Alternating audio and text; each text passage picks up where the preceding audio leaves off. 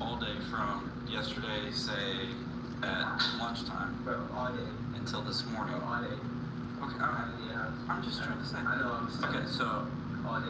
I know, but let me finish. So yesterday from lunchtime until this morning, when you came here, you were at the house the entire time at Rose Petal. Yes, sir. You never left one time. No, sir. Never. No, never. Who brought you here? Marvin? Long? Okay. Stefan thought he had it all figured out. He told detectives he was home all day, playing video games, minding his own business. No involvement, nothing to hide. But when officers pulled his friend aside for a quiet conversation, that story started to crumble. And fast. I would put a lot of money he had, if not everything to do with it. Wow. Once again, not you, but that's why we're here right now. So. I gotta be scared now. Damn. You heard what happened, though, right? Yeah, I'm pretty heard what happened. I heard nothing. No, somebody rolled through Benell, let off some rounds, and somebody's dead because of it. Wait, what? Yeah, you heard. 16-year-old kid. He was chilling outside his house and got hit. Oh my God. Here? Right up the street.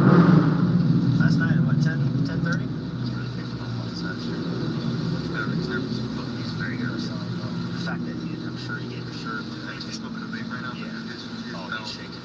He's kind of felt bad right now. Yeah. He's like, The fact that he doesn't have a shirt, and I believe that he gave him a shirt. Yeah, that makes me think that he wasn't at the house last night, that he was legit, like, I need a ride. yeah. He didn't have a shirt on, so he was hiding out and got rid of the shirt from last night. Right now, I clothes, took a shirt on. So Rose Petal might not be a horrible spot to be on. But Back in the interview room, detectives connected the dots. The timeline didn't add up. The location didn't make sense. And Stefan began to break. The more they pressed, the more obvious it became he was lying. And his so-called alibi also started to crumble. Is this you? Is that you? Okay. Someone just sent us that picture last night. We just want to make sure that... What is it? That tattoo on your loyal? On your chest? Okay. Oh, loyalty. Okay. Alright. And you were not at the basketball game last night? 100%. You're not going to be on video? Okay. You're not going to be on video there? No cops over there working it, saw you?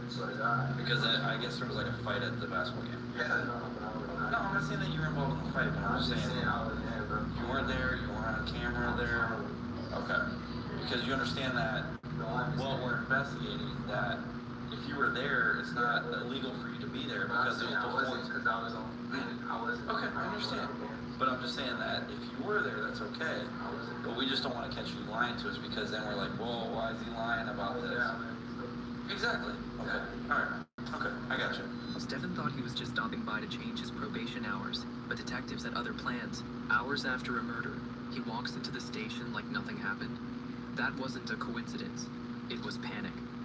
Officers kept him in the building. He was now the first piece of the puzzle, and the clock was ticking to find the other two. That same night, just when it felt like things were slowing down, officers got a call. An anonymous tip had just come in. Someone knew exactly where Pooh and Devondre were hiding. Without wasting a second, officers swarmed the location.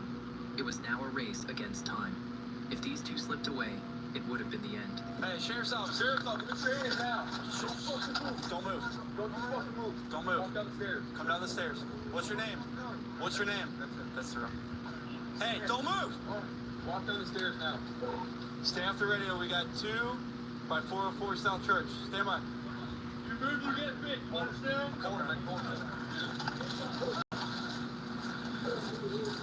Hey, we're gonna calm down to me. Stand by. Watch this guy. Okay. All right, I'll let you talk to him. Bring him back behind your back. Stop. Bring him back behind your back. Right here. And release him. There you go. I'm gonna explain in a minute, okay? Give me a second. So he's jumping to the thing? No. Oh, yeah, that's the question. Yes. Any weapons inside the house? Not that you know of. Well, there was a shooting on the street.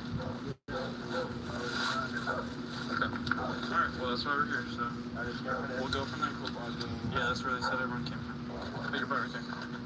Until I get this car for you. What's his name? I don't know your name. Oh, man. His name? Your buddy? What's his You name? asked his name. He asked me a question. You feel me? I'm just asking you what his name is. That's it. Keyshawn. Is it Keyshawn? Yeah. Keyshawn, what's your last name? We have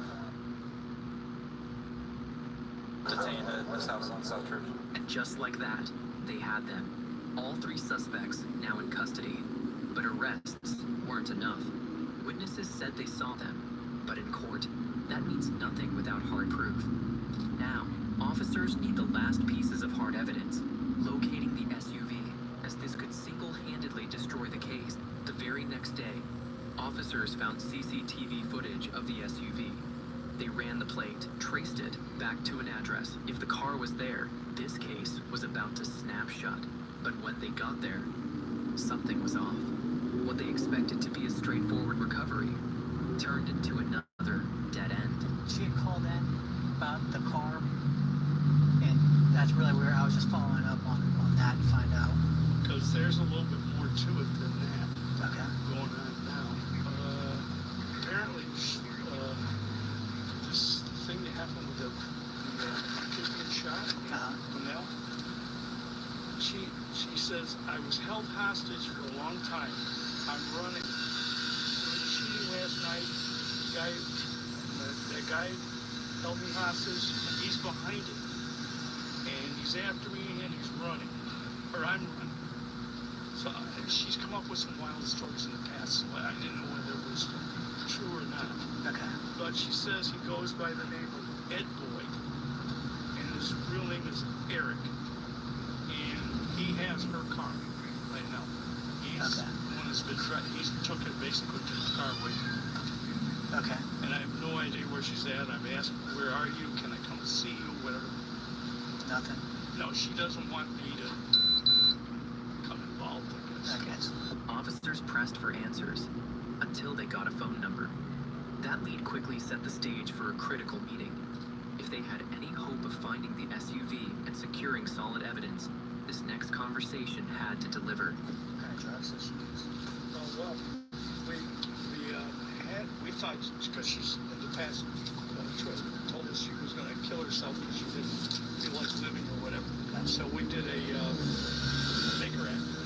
That was just no more than maybe a month and a half ago. Okay. And at the facility, they found fentanyl in her system. Okay. So, you guys have the tag number and all that? For the vehicle, yes. It's One of the other things that, it's a Kia Niro. One of the other things that might be easier to pick it up if an officer sees it is that it has a, around the plate, the little frame around the plate. okay. It says U.S. Navy. Around the plate. Yep. Is the vehicle yours? No, it's my daughter. Okay, it is her vehicle. With a new lead finally on the table, officers arranged a meeting with Nevaeh, the registered owner of the SUV. She recounted her version of that night, but when asked where the vehicle was now, she claimed she had no clue. And without that SUV, the entire case hung in uncertainty. Nevaeh offered a detailed rundown, names, timelines, everything, but the one thing that mattered most, the car. Every second that passed without it was a chance for the killers to walk free. We know that you, and that's Adrian, right? We know you and Adrian aren't the suspects. That's, obviously, because you're suspects, maybe be in handcuffs and be in the back of a cop car.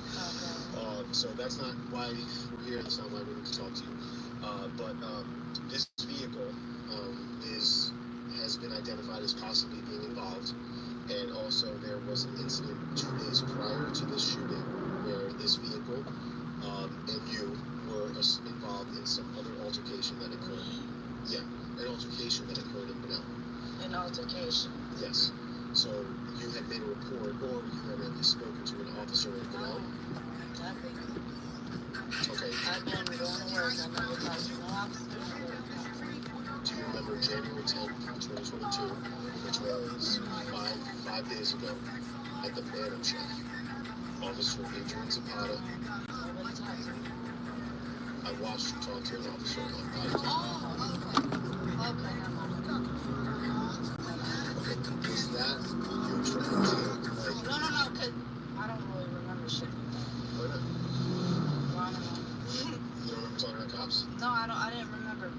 fucking. Always. Okay. Well, But I remember, and then that was his mama, and then, I don't know what the fuck that was. okay, well, Because we had the baby in the car, and I was, right. Always. Right, and that was alarming when I read about it, and then sure enough, this vehicle was also involved in an incident that occurred a couple days later in Canal. So the guy that was with you, the guy that spoke to Officer Zapata, I think you said it was your boyfriend. Okay. Who was that guy that was there? I mean, we were fucking. Okay, that's fine. I don't care. I don't need all the details on that. But I know he works at Ben Street. Okay. That was his mom and we used to call. Okay. Is that his baby? Okay. So who was that guy? We were fucking. Well, that's What do you not mean? Yeah. He goes by Pooh. Okay. Tyrese. I sure am. I'm doing everything back here. So, What's up, y'all? And What forgive would you me, do? but in my job as an investigator, we tend to ask a lot of questions that we don't really answer to, and we do that to establish a baseline just to make sure that we're all telling the truth and we're on the same page. Okay. So if I ask, I know Tyrese Patterson. I've known Tyrese Patterson since he was 9 years old. So. Damn, okay. Hold on, it's a little hot in here, remember that? Oh, I'm sorry. I thought you wanted to be warm. Well, it's It's a little too warm. but no, we was just driving and then he like sped up like really quick because there was a stop sign. He sped up really fucking quick after the stop, and then I noticed like I don't know what fucking car it was, like an SUV burn, but it was like it came and almost hit us. Like it swerved and made the whole screech and shit and everything. Okay. And then and then he almost hit the fucking back of the car because how it came. You know, so he had to like spin around it, and then when he spun, it was like this. Well, here, let me show you. It was like we're here, and it was like this, and he screeched like this, and What then up, though? we tried to like go like that, and then when we went like that, What up, it coward? was two Coward. guys. Well, I think two guys in the front, and then I know there was a guy in the back. Because the guy in the back, that was right here, like on my window. Okay. And he had the gun. Okay, what kind of gun? Like a pistol or a rifle? Or... Oh no, yeah, it was small. Okay. But no, that's all I seen. He had it out. I think it hit the glass. Okay. Like he was like, I think it was too fast. Like he was struggling. I don't know, but nothing sharp, nothing. Okay. But and Did then you that's recognize when, that guy? no, I didn't know any of them. Do you know any of the guys that Tyrese has been having some problems with out of the know? No. Okay, no nicknames or street names? You or just called me a coward. Well, you're free to leave at any time. I can leave.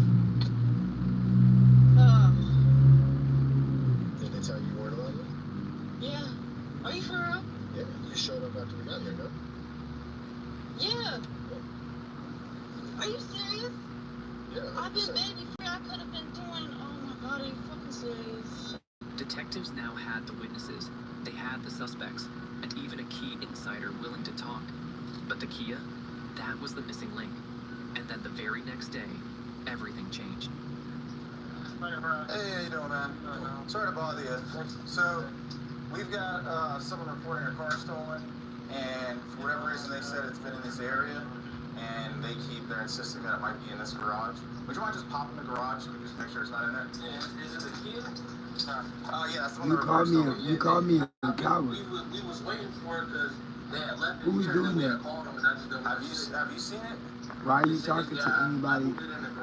Are you talking about old dude? Well, you about to understand, nigga. Yeah, that Do first open the garage and then we'll go from there. that did not look right. Who else is in the house? Okay. I'm like, who is he calling a coward? And is your dog aggressive? Okay. I need everyone out of the house. Okay.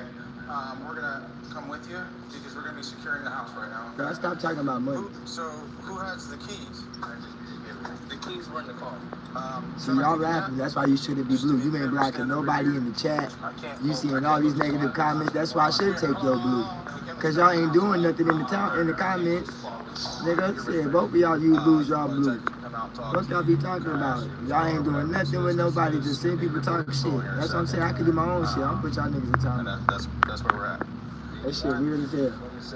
Anyone else in the house? I am gonna take it, nigga. Okay, What you talking about? Look like you punishing me. We're gonna go in and we're gonna clear it. And I don't want anyone to pop out when I got my gun out, you know? Like I said, you niggas sitting here, run your mouth to me, and you see people talking shit, but don't say nothing to them. That shit gets irritating. I can do this shit my own. You cry all the blue. What the fuck is you blue for? What the fuck is you talking about? I gave it to you being nice, like I say, but shit, if motherfucker ain't gonna do help and what am I doing leaving you blue for? I can do it myself. They know not to play with me. So why not receive weekly updates on crime events that have happened across the world? I don't gotta be on here, man. I'm telling y'all. All you gotta do is subscribe. I'll find somebody else to harass. And you're good to go. It's my last blunt. I ain't got time to play with y'all. Waited outside all day, from morning to night. Things got tense. They paced, muttered to themselves, visibly anxious. Whatever they were thinking, it didn't look good. I wish I would have known this. I can't leave. I got one.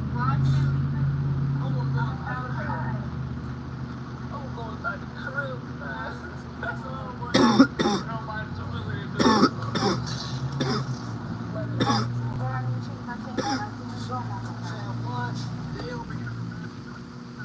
Donuts in town center. Fucking donuts. We found probable cause to keep you. The niggas just got away for grand theft. I need to know the fact these niggas talk shit all day. We took the police on another hospital. And y'all come in and just want to talk more shit. They want to tell my light skinned ass on monitor, so I can't go fuck no bitches. I can't go eat no good food. I can't even go to the goddamn gym to work off this fucking weight. I got a punch bag on you. Only place I'm allowed to go is church, school, and work. And a grocery store. What the fuck? I only get an hour in that bitch. I'm having to run around Walmart. Literally run around Walmart. Run. You know how big fucking phone. Get all my groceries. They don't people ain't looking at me. What is wrong with this light skin, man? Man, what? That's why I didn't even go to the grocery store this week. I was like, yeah, you give me an hour. Fuck that shit. Finally, officers showed up, warrant in hand, and opened the SUV. What they found inside sealed everything. This wasn't just a random shooting. It was calculated. We're just looking for anything that may be associated with that investigation. So, and again, like I asked you earlier, there's nothing else that we're gonna like hope or hide or status. There's a couple of my face masks from Ohio. Face masks? Just like the over ones. Face of my face one. Okay. Those are yours? Yeah. Just seems to be $4. I know there's two in my room. Okay. You just wanted to add it? Was you the one that's talking shit, nigga? The one named Jazine? See, look. If you the one talking shit, Cash, that's funny as hell. Is you the one talking shit? The one that motherfucker just sent that?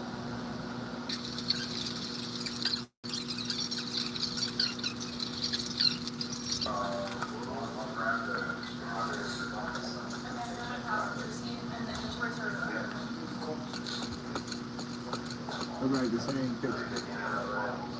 Officers finally had what they needed. And Inside the stop talking SUV, shit. they found 2 extended Glock magazines, both still fully loaded. They found shell casings and the weapon itself, equipped with a green laser, just sitting there. This wasn't just evidence. This was the breakthrough. It was enough to put all 3 behind bars. But one thing still wasn't You come clear. back, bro. Who actually You pulled good. the Y'all better trigger stop and beefing with killed me, man. 16-year-old Noah Smith? And I don't know who y'all Detectives is. had a plan. They wouldn't just ask. Y'all beefing with the They wrong tricked the person. suspects into turning on each other. Y'all better beef with First them. up was Stefan. He looked like the weakest link, but what came next? Nobody expected it. How's it been treating you so far? Alright. So, some of the things that we want to talk about today is basically clarification on some of the stuff from the incident with Noah Smith from January. Okay? So, we have spent, obviously, hundreds, thousands of hours collecting all the information from everybody that was there, all the cameras, all the cell phone records, all the incident. My bad, Jazine, bro. Y'all better stop beefing with me. So, there's some inconsistencies in what you told us that we need to clarify, okay? So now, I want to ask you one more time, who was in the car the night when you left Rose Pedal Drive and you went down to Canal that ultimately ended up with Noah Smith passing away? Some dude that I didn't know, and then it was Trey. Okay, where were you sitting? On this behind on the left side, in front of dude that I didn't know. Okay, so who was in the front seat? The Dre was on the right side. Okay, so this is that, and I'm glad that's the first thing you said, because this is the inconsistencies that we have. Okay, so we've met with Dre, and we've also met with Tyrese. All right, they have made it very clear exactly what occurred that night. And what Be we've safe, determined quarter boy. is that you're being less than honest with us. Yes, about who was in the car that night and where it was. No, sir. Well, all the evidence would suggest that you're not telling us the exact story. We know that there's only 3 people in the car that night. So this guy that you've talked about, this guy with the witness that was supposed to drive the car, we can tell at this point for sure that that person does not exist. Okay? You know who was driving because they've told us out of their own mouth that they were driving. DeVondre Williams, in an interview with his mom and us, sat there and told us very clearly that he drove the car down to Manila that night. Okay? And he said very clearly that only him, you, and Tyrese Patterson were in that car. It's not true. Okay, well, in an independent, separate conversation with Tyrese Patterson, today, Jazim, Tyrese Patterson confirmed Jazim, who are you? You that Cash? DeVondre Williams is driving, and then you and Tyrese Patterson were on the right side of the car. Okay, so we have witnesses, cameras, cell phone records. When phones are in a car with each other, they communicate with each other, and you can kind of tell who's all I'm not talking that up. Wi-Fi and all this shit. And there is no fourth phone in the car, no fourth person. I think you say that. Okay. Are you sure you're talking about the same night that I'm talking about? Yes, sir. Okay. Of course they gonna try to fuck me. They both got a lot of things. What does Dre have against you? It seems like you and Dre are pretty tight. I had to give them the house, like I said, because they didn't have nowhere to stay. You feel me? And none of them was paying bills, so I had to like dismiss it. You feel me? Because nobody was paying bills. So they was pretty much had to find their own way of doing things. And since I was moving, nobody was gonna have nowhere to go. You feel me? But I wanted to stay somewhere where nobody was gonna pay the bills and I'm just paying by myself. So that would lead them to tell on themselves and implicate themselves in a homicide. because they already in some stuff, so of course they're gonna try to drag whoever they can into it. I'll use this word because this is exactly what happened. Tyrese Patterson confessed to shooting and accidentally hitting Will Smith today. Dre confessed to driving the car. After Terrell Simpson shot the car, Dre says he moved around the block, gave the gun to Pooh, you and Pooh shoot on the block. Okay? That's still not true. Alright, well, there was 2 guns used in the shooting. Because I mean, I was too busy hearing the gun sounds like put my head down. Okay, so everything is on Pooh. Pooh's fault for everything. You think Pooh should get charged? Like I said, I mean, he just admitted to you he should shoot me, you feel me? But like I said, there was a 4th person in that car. Like I said, I remember, I know him when I know what I've seen. A couple of hours later, you get a boy on Instagram and you tell him that it's help. They got 10% short. Green game blood. For some reason, so I just code it out, right? So then you write 211 on you write 2-11 on a norm, N-O-R-M. What is 211 on a norm? Robert just gave me $40. Goddamn, bro. He said, keep my head up. Thanks, bro.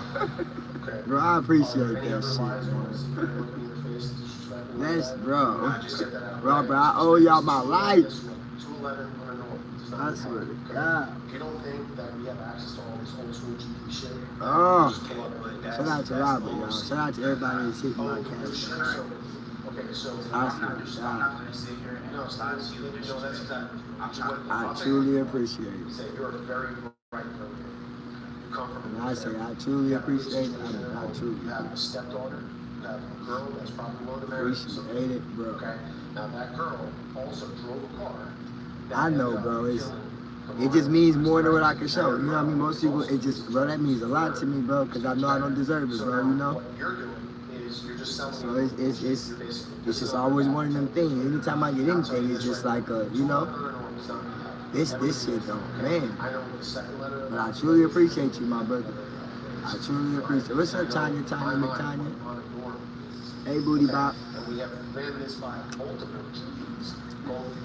I ain't tripping over not having the weed right now. Maybe I need, you know what I'm saying, some time to just chill. I just need to be more productive, bro. But like I said, I appreciate you helping me regardless, bro. I appreciate it. That's what that means. That's what you wrote a couple of hours after this. To me, that means that you knew for sure that this boy was dead. I guess you could tell yeah, bro. Right? I'm glad you can see it in my face, because I'll never be able to ask you, but I definitely do need it, bro. You know what I mean? Like, I definitely do need it. I wouldn't even be able to say that usually, you know what I'm saying? But They didn't ask it's like I need everything, and that sucks to say that, you know what I mean? Like, that's what hurts. It's like, bro, man. It make you feel like the scum of the earth. We say the scum at the bottom of my shoe. Yeah. This shit humbling, bro. What caliber gun did you shoot? Never will I have pride again. They take all that pride out the window. Listen, you're a grown man, okay? You gotta make a choice here. Oh. Okay, I understand. Take all that shit out the window. Are you gonna be painted out to be a liar? Or are you gonna stand up here like a man and say exactly what you did and let the chips fall where they did? What you doing today, Robert, man? What you got playing today? What you doing, Tanya? You good people, bro. You got a good song. Now, I'm glad you can tell that through words, bro. That's how I know. It's like, man. Because I know you just saying you out here, you know what I'm saying? So, I can see where it come from when people be doing, bro. Y'all be giving me y'all last and shit, you know what I mean? And not saying your last, you know what I mean? But, you know, it be the 20, the 40, you know what I mean? Like, that shit mean a lot. Like, you feel me? That shit, that's like I said, I'm truly appreciative, bro. Truly appreciative. And instead of just gonna go get smoked, I don't know, but I just gotta, if I could just stack some up, you know what I mean? Okay, so then, did you see Terrell Sampson shoot at your car? You did. Did you know it was Terrell Sampson? But you just heard the gunshots? Okay, so when you guys come around the block and you guys start letting off fire on the block, what was the intended target? Was it Noah Smith? No?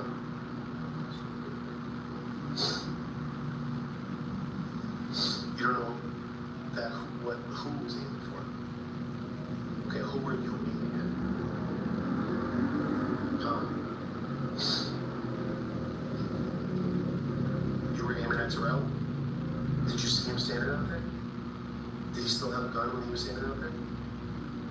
Okay, did you think he was going to shoot at you? You did? Okay. How many times did you shoot? This is the big important question. Man, at the dispensary, 150. 150. Cause I don't play with the weed, man, so it's like 150. And if I get it for 150, it's like a little deal. Listen, relax. Hey. One motherfucker 50. This last one, it lasts me about a week, you know what I mean? Tyrese just got hit with a murder charge. That shit there. I get it. You're trying to protect yourself. I understand that. And listen, you have an attorney that you can explain all this to, but you have to be honest with your attorney too. How is your attorney going to rightfully defend you if you're not fucking telling him exactly what happened? And then you're letting the police find out all the What up, Rose? How you doing, mama? Hey, Rose. And how is anybody going to feel bad for you? Hi. You're telling things that aren't true. How did all this beef start? Hey, Rose McRose. Samson's? Hell yeah, I could get a half. Hell yeah. I inherited the beef because Dre didn't have nowhere to stay and Pooh didn't have nowhere to stay, so I let them stay at my house. Okay. And then they were already beefing with these people. I was just being a friend. I was not finna let nobody just hurt my friends or do whatever. Starting to run up on me and they telling me they got my address and stuff. Okay, you shot one time, pooped up the whole clip. I had a fourth person. That was a lot. I just am scared and I don't want to be in this situation and get in trouble for defending myself. Okay. Well, what's the purpose? Guns and all of this extra shit. All right, let me ask you this. What's the purpose of coming up with the fourth person in the car as the driver? The purpose of the fourth person being in the car, me being scared, I just didn't know what to say. I kind of already said it. It slipped out my mouth, so I just so scared. I'm in a situation I don't want to be in. But having this fake person driving, what does that do for the story? I was really just trying to save Trainer. No, I was trying to help. I don't really want to get in trouble. So, last thing I have for you, it's not the best news in the world, okay? You're being charged today with first-degree murder Appreciate it, bro. of Noah Smith. You have no bond. Okay, it just means that you have a warrant for your arrest for murder. You are going to be charged today, but it doesn't mean that things aren't going to play out differently. Thanks, bro. Appreciate So, it. they're going to put you right down there again for the charge of homicide. I And appreciate then it. things can play Thank out. you, thank how you, they thank play out with the returns. Our responsibility here is done. And there's really not much more that we can do outside of just explaining to you the process. You, Dre and Coop, and Terrell Sampson all made choices that night that led a 15-year-old kid to end up losing his life. And this is what the lifestyle that you guys chose to live, the fake lifestyle of rapping about killing ops and pulling out your fucking pole, and I'm gonna shoot you and I'm gonna do this and I'm gonna do that. All that fake bullshit has led you to this point where now you and your friends are all going to prison for murder. Disease just sent me Well, forward. who will be held accountable for that? He's already been charged this morning. So basically, there ain't shit y'all can do, and you just wanted to get that out of me so that you can charge me. You're already been charged. We didn't just make this up out of your city. This What is up, bro? But either way, What up, At but, the end of but? the day, I'm not gonna be held regardless. What up, but, well, but? Steve, we can't help you. What we do is we collect evidence. What's up, Butterino? So I can't help you at all, bro. What? Or you won't help. No, that's not true. What we are not allowed. What's up, but? We can't offer you anything. I can't promise you. Right, but what you need to do is you need to get with your attorney and communicate with the state. That's their whole job, is that. He crying, y'all. No, that's not He's true. crying. They go back and forth all the time. Your attorney can communicate with our attorney. You guys can make up some sort of situation on how this all gets resolved. It has nothing to do with us at that point. Our job is done. We've collected the evidence and given it to the state. The state attorney's office felt there was enough probable cause to charge you with homicide today. That's all we're saying. With Stefan now opening up about what went He down that was night, crying. he didn't hold back. He gave small but crucial details, He is crying. right down to who fired the fatal shot.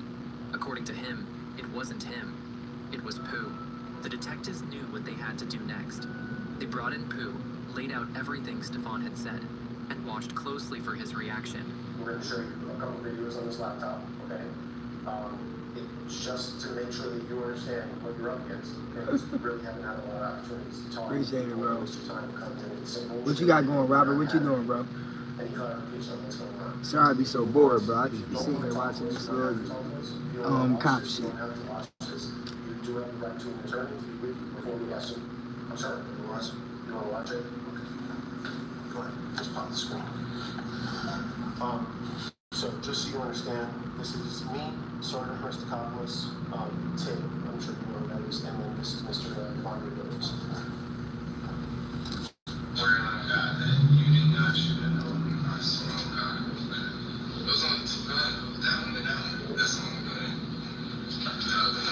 What would you say shot more in the car that night? Who shot more? Too real, you not sending no money, man. I just told you how much it was for an ounce. It's 150. An ounce and a half is 225. But again, that's why I don't ask. Because people, like my bro, he do it, you know what I mean? Like, come on now. You just lied about $5. I guarantee you if I click your profile, you gonna been blocked before. So what makes me think you gonna do anything? grabbed all these guys on the same charges. I don't be knowing who's gonna give anything. Like, that's why I tell you. I didn't know Robert's gonna do nothing. You feel what I'm saying? So that's what y'all gotta understand. It's me sitting here and people getting to know me or whatever they want to do. That's not what I'm doing. That's crazy. Well, the guys that everybody thinks are gonna stay 10 toes down and not talk to the police are the same guys that are sitting there crying like a fucking bitch. He said, man, people, listen, I'm telling you, he had a whole choice what he did, so that's what I'm trying to tell you. Y'all can say what you want. People see what they want to see, bro. If he had anything, he didn't want to do nothing. That's what I'm telling you. And that's what you always got to know. And that's why I keep telling him, anybody, I appreciate you. You can say what you want. They know what they do, bro.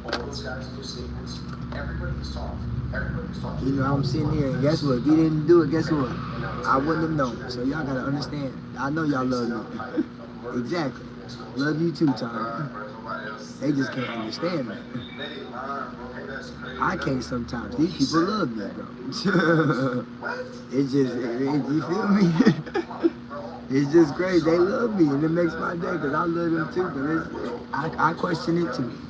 You know, ask me if you want to help me, it's much appreciated. So, appreciate you, Robert. You see, and that goes to somebody who gives, so what can y'all say? Thank you, bro. Oh my God, thank you. Oh yeah, for sure, bro. Appreciate the love, man. Be safe, bro. I really appreciate you, my guy. I truly do, my boy. I was never raised like that. I never raised like that, bro. That's a slam dunk, man.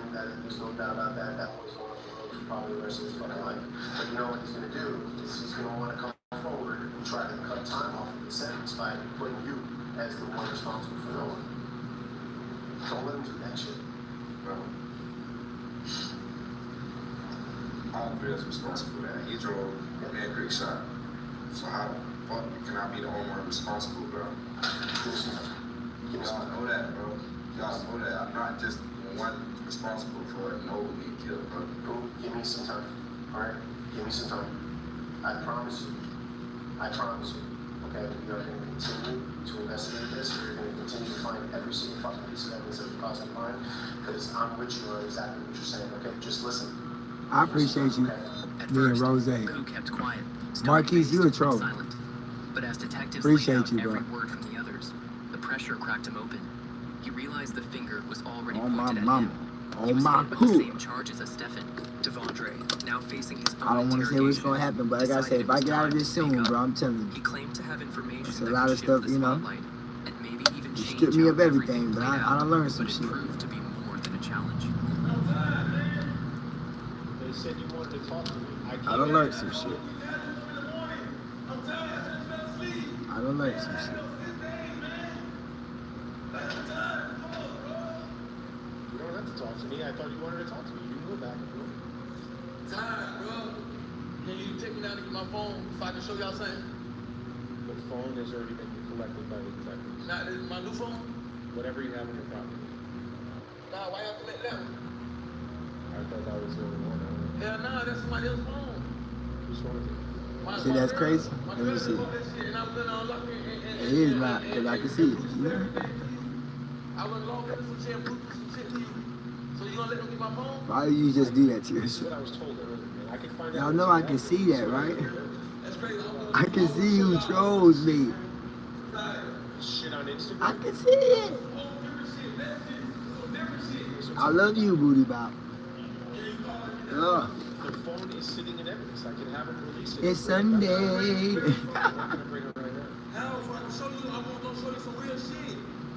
Some shit that gonna keep everything together. Can you stop yelling, please? Just relax.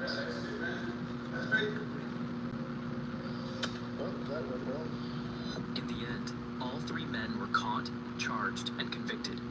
Stephen Monroe, the last to face trial, was found guilty of first-degree murder. He was the one who fired from the back seat of that stolen Kia, taking the life of 16-year-old Noah Smith, a kid with zero ties to the gang war that stole his future. Devondre Williams, the driver, pleaded guilty to second-degree murder and was sentenced to 55 years behind bars. Tyrese Pooh Patterson, armed and inside the vehicle, also took a plea deal. He was sentenced to 30 years for his role in the fatal shooting. Thanks for watching, and make sure to check out our Patreon for the never-before-seen crimes and all uncensored videos. Also, we have a huge growing community on true crime. Don't be the one who is missing out, and subscribe to all of them.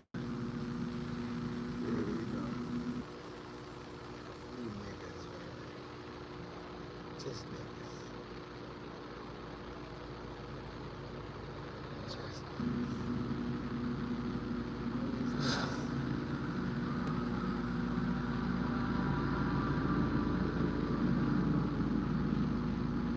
This is one of the very last locations that Darren was known to have visited. It kills me to think that he was out there playing basketball, hanging out with friends, and was trying to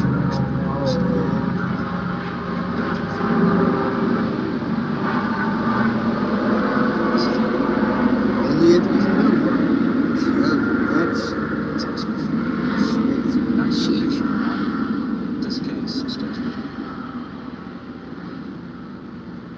I've gone back several times to look at what I could do different.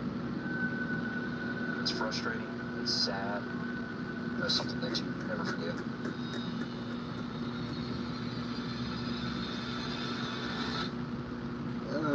it's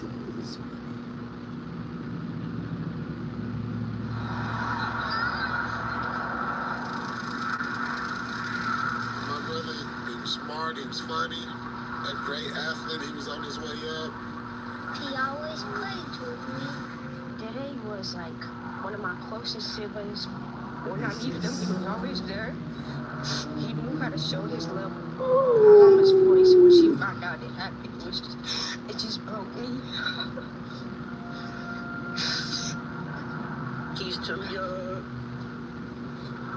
And it just really hurt that his son took my son. Nobody should be having to come visit their child at a cemetery. Why would you put anybody through that? A family. I just pray that someone comes forward with some information so we can get justice for our daddy. It's breaking me, but shit. What else am I to do? 911, can you please fire medical? Police and Public Medical. What's the address? Barbados Hills is behind the Gallup, 129th in Admiral. What's going on? There's a kid laying, dirt road. Excuse me, sir. He's laying face down. He's not moving or breathing? No. He's dead.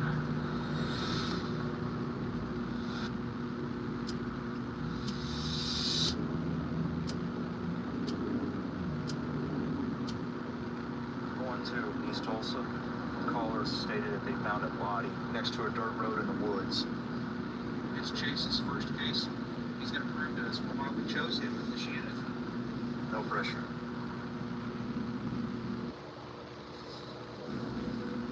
This shit is. Down there.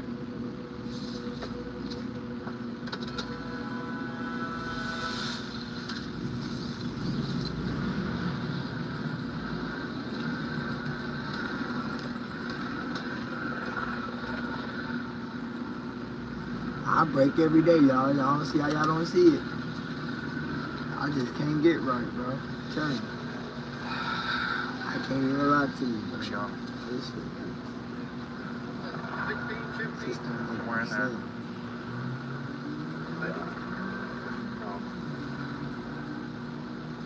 There's quite a bit of blood right there. He's got blood all down his leg. You got someone in the back of his head? You're gonna have to wait for him to dry. I can see grab his cell phone or something. I'm alright, bro. How you been, bro? The insect activity is minimal. He's not been there longer than a day. It'd be interesting to get a better idea of his manner of his death when they roll him over.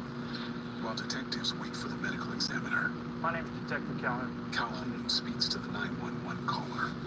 Do you live back over here? You say you're just cruising through here and you find him? Yeah. I was just on the way out. I'm broke, man. I'm telling you, I'm broke right now, but I'm trying to make something happen. It's What time? remember, bro, I gotta take So last nothing time in we this came bitch, through but here, it's obviously the body down was not there, right? it's not go, man. I'm telling you, Well, I'm sorry you I'm broke came right about now. this. I'm broke. I really feel that, man. Yeah, that's not It, sense to oh me. my god.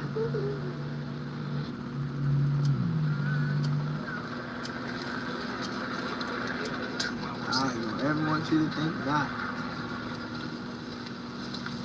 I am holding on by a thread. Blood on the back of his He's head. got a strike somewhere. Flip him back over. Look at that whole It's shirt. definitely, yeah. They smacking me in the fucking Right there. face. Looks like a bullet. In fact, But then, but that's when I give up, I get a little hope, but then I get nervous, because guess what, you know what I mean? Be like, what if that's the last hope I get? Like, it you know? It's a phone. All right, bro, look. That could be like from the inside of their car. there's some blood in the car somewhere. Yeah. There's some marks in the Hey, John, you crazy. It looks like he was kind of drugged. Swab his wrists and everything. Got it. DNA It'll swabs will drive be you tested nuts. to look for trace evidence of a suspect. They're going to take his prints back to the lab. Alright. I don't want to bring y'all down, though, you know what I'm saying? That's why we try to eat it, because I don't want to bring y'all down, like, I don't like, you know? These photos. That's why I try to get up every day and try to, you know, but man, it's...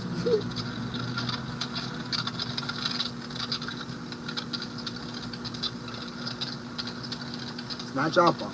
This is a challenging case. When you dug yourself in a hole, you know what I'm saying? Once we find In out life. who he is, it'll be 300 Just more in life, pieces to the you just puzzle. trying to get out that hole in life. Then the family will be on What's board. up, and we'll K-Fo? start finding out getting leads. This will cause outrage. He's too young for this.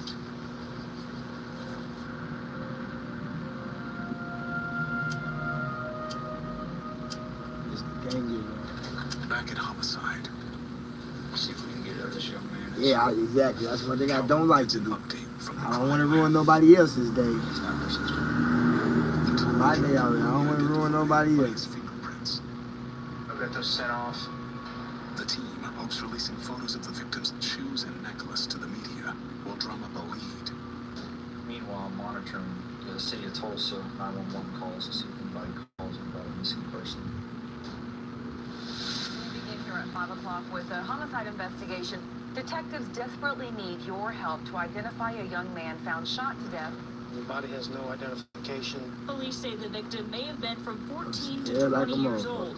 He was wearing turquoise shorts, white Nike tennis shoes, and a brown beaded necklace. If you think you know the victim, call the homicide tip line. You've been defeated so much.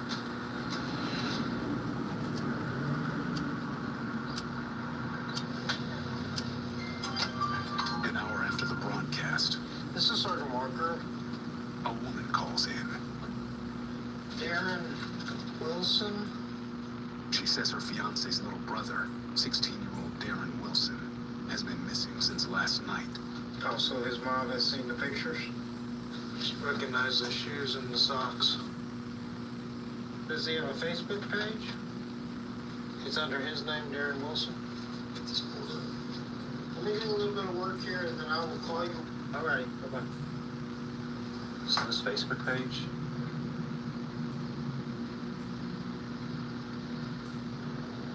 The eyebrows are consistent. The hair is consistent. Height and weight's consistent. That's really, really, really close. Let's go. This is Sergeant Walker. Walker reaches back out to Darren Wilson's family. I would hate to do this, but would there be somebody that could identify him from a picture? You can. The family member says Darren's loved ones are gathered at his mother's house. We're going to be en route to your house. All right, bye-bye. Let's do it.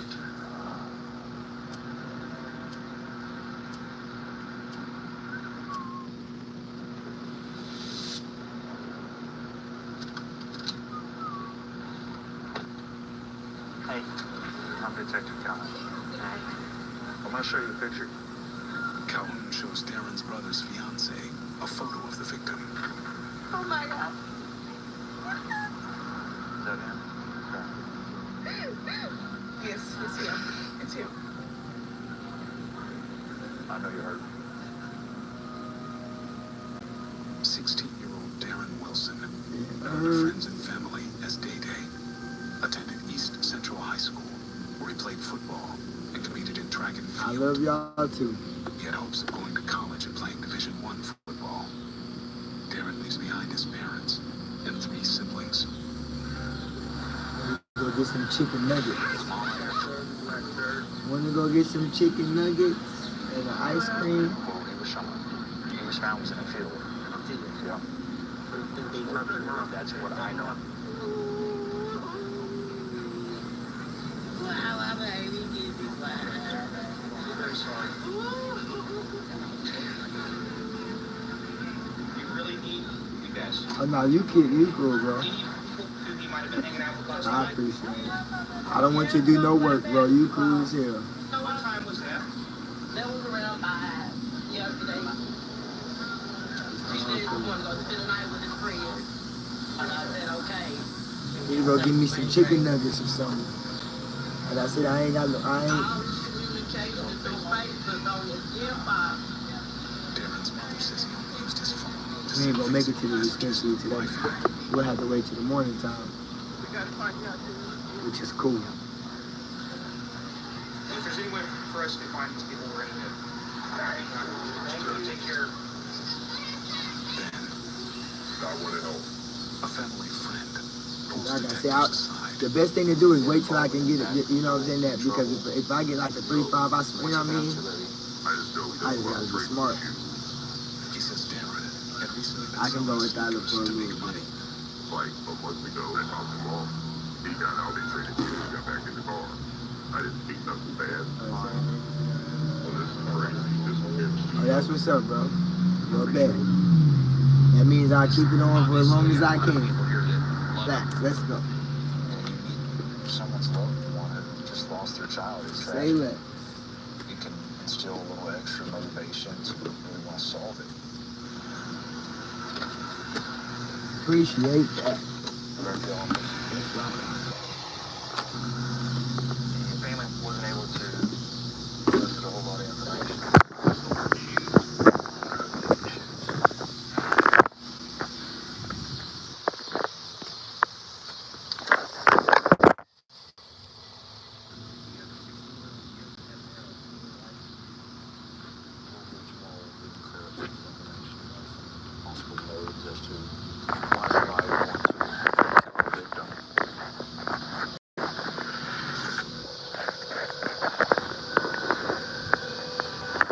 I appreciate you, man. You rocking with me, shoot. I gotta thank We God. had essentially no evidence. We didn't have any ballistic information. We didn't have any video surveillance, any witnesses. The guys that I was working with were saying, hey, something's going to happen. It's not a sprint, it's a marathon. Eventually you'll get to the finish line. Little did I know all the challenges that we were going to have ahead.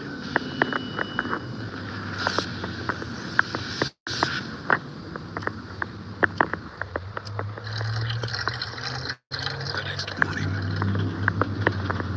I'm working on Facebook right now. Calhoun gets a warrant for Darren's Facebook messages, hoping to ID who he met with the night he went missing. Takes a while to get back. Thank y'all for rocking with me, bro. What's up, y'all? What's up, Dusty McDusty? Again, it means a lot to me, bro. 26 hours. Again, y'all, I'm trying to raise $1,000 so I can get me my car. You know what I'm saying? If that means go without smoking, I guess I got to, because I feel like every time I get weed, it set me back. Again, I'm say that now, but I know I might need to get some weed, but it should be, boy. I'm trying to get out of this motherfucking jam. I cannot make it in no winter over here. Not outside, boy. I just can't. You see me sucking pee-pee. It's not that hot, actually. My ass got leggings on for no reason.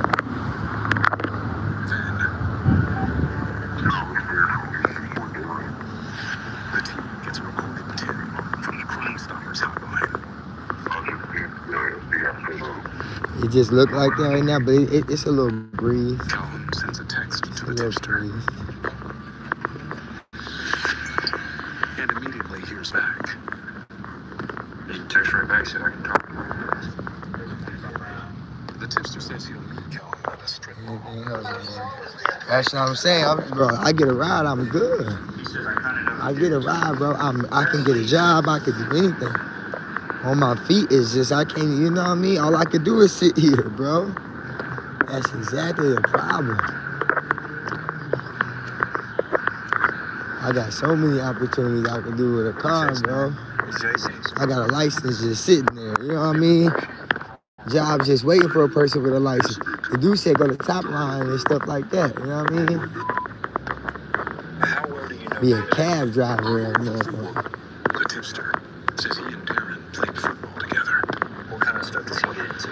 I think he just be selling shoes. What about like just stealing or taking stuff? Yeah, I think the shoes. You see me sucking pee-pee, Robert. You know why, my brother. He says the night before You Darren know why. went missing, he met up with him to buy sneakers.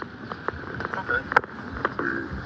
And afterward, Bro, I ain't gonna lie, I should have been back in that motherfucker the way I, you know what I mean? Like, I'm telling y'all, I just been fucked. Like, the right moments, I be, you know what I'm saying? I wish I had y'all at the moments I need somebody like, hey. When I be in the moments, y'all, you know, y'all probably not here at that time. he says Darren had a plan for the one. Them lonely moments, I make some rash decisions. Because, you know, I'm trying to get out. And then it's like, it's like, God damn. I'm telling you, some days I've been closer than you ever imagined. I don't want to tell you because it'd be like, you know what I mean? Oh, boy. Only if you don't think I'm over here trying to work, boy. Right. According to the tipster, their mutual friend told him that Darren was trying to buy a gun from him the night he went missing. Next day you find out that he's dead. Do you know if they met up? Once I saw the Want to get some ice cream and some nuts. I called him last night. He says he tried contacting the friend. Mom just picked up. I swear to God, timing, bro. Timing. They be like, they hand it to you, but then all that in between time. They be all that waiting time. Remember, I'm just sitting here hours. So my dumb ass can't wait. By the time that comes around, I'm telling you, it's timing. By the time it comes, you ain't got nothing to, you feel me? I'll be like, bro. Oh, my mama, it's so about timing. You looking at it, oh, you miss it, I'm telling you, it's all about timing. You got it. It don't seem like a job, but you got to focus in. Every second of that bitch is crucial in the bitch, big bro. That's how I know you know what you're talking about. It's all about time. You ain't got to have no name. It's just time. Oh, press that motherfucker now. I swear to God. A nigga, that boy, I just got, hey, man. God. Time. I'm talking about that like 0.5. That shit hurt. 0.5, nigga.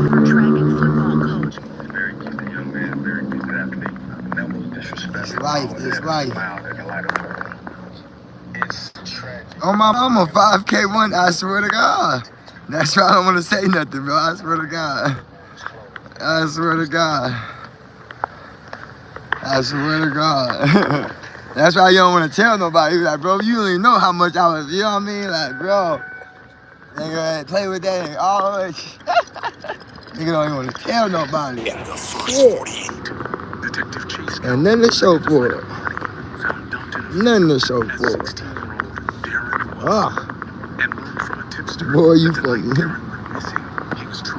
Funny as hell.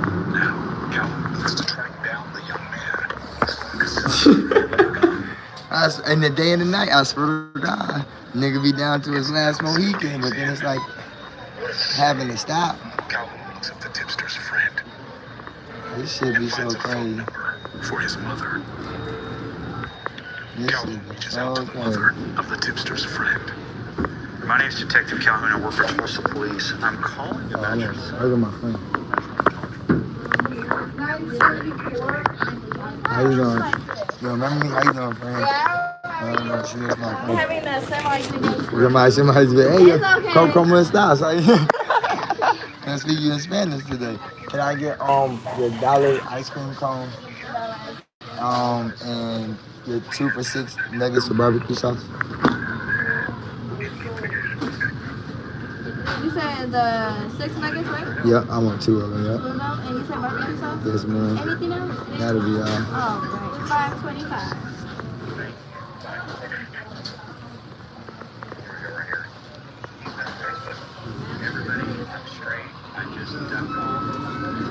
And that is for you. I appreciate you. That's why I love y'all, man. I love y'all, man. Thank y'all for understanding. You know what I'm saying? Tell you.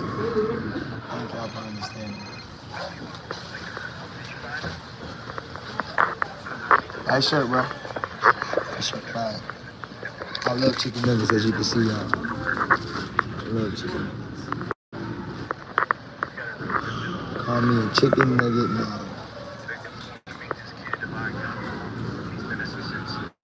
Yeah, I appreciate that, man. Appreciate everybody stop by and tell me that.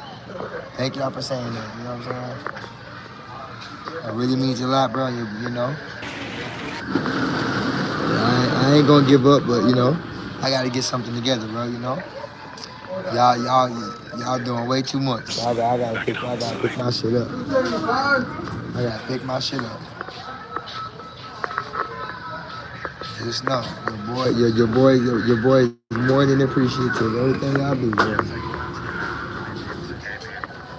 It's me. Y'all fast. Appreciate it, bro. Yes, sir.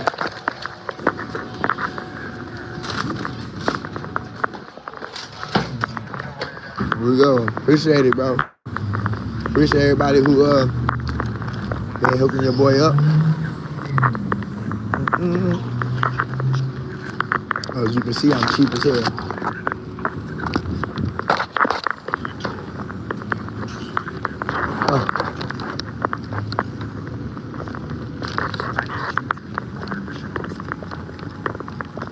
This dollar ice cream is the spot.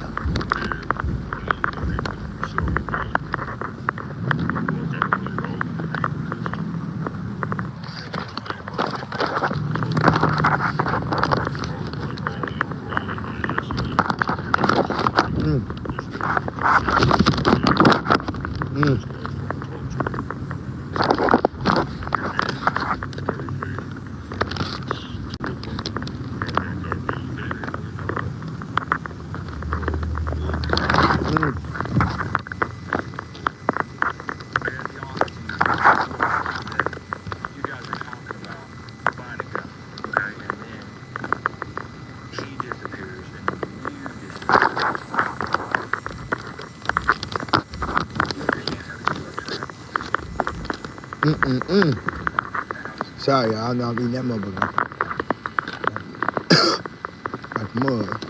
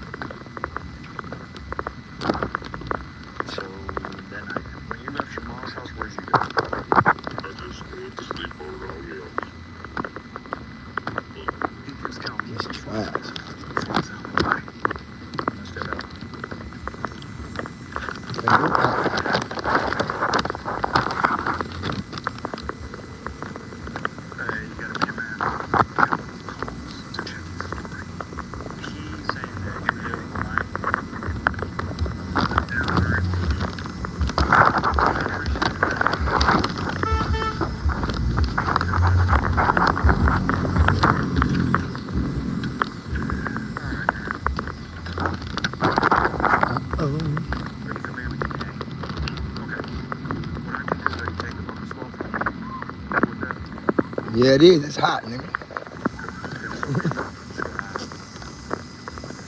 It's melting.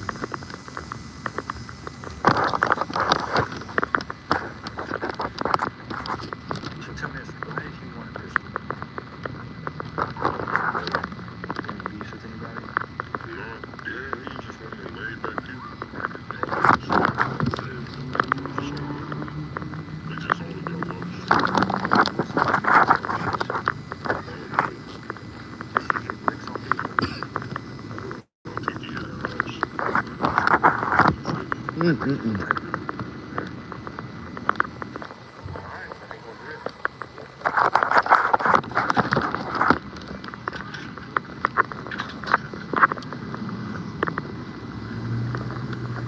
you go.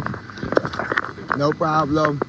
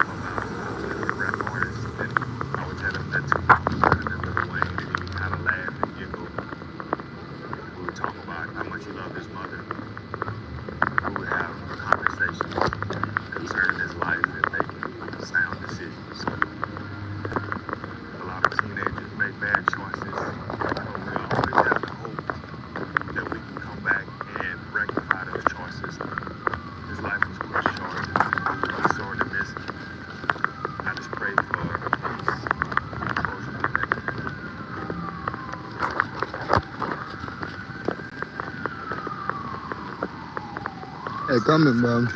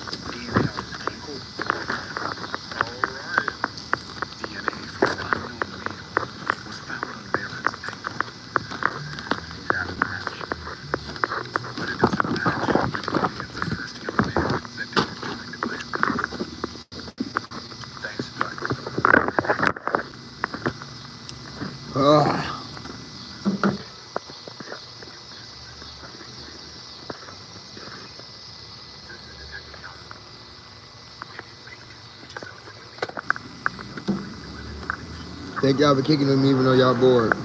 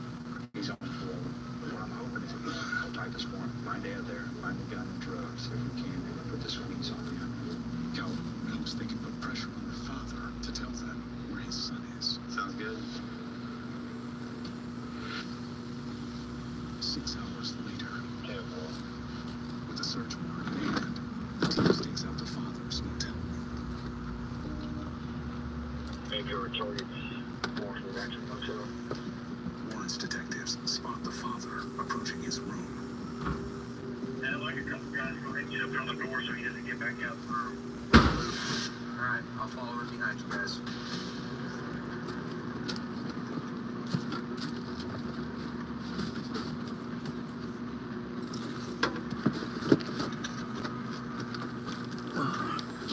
Take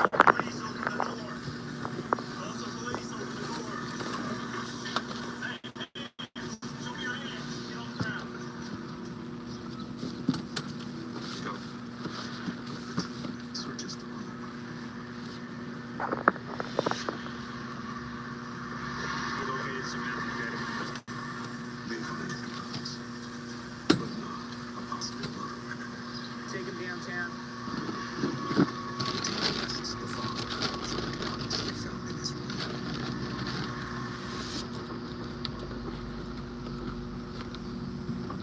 I think Father would pay us a little bit more of a dividend out on the streets than being locked up.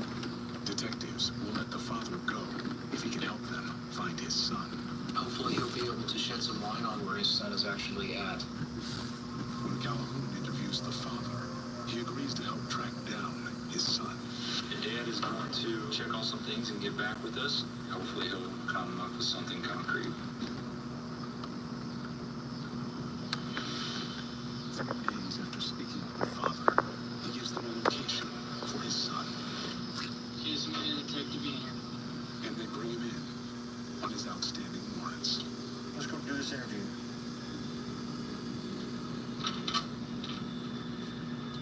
How are you, sir? Are you better days? My name's Detective Calhoun. Why are you crying? You sound like you're stressed, man. My son just wanted his episode taken for good.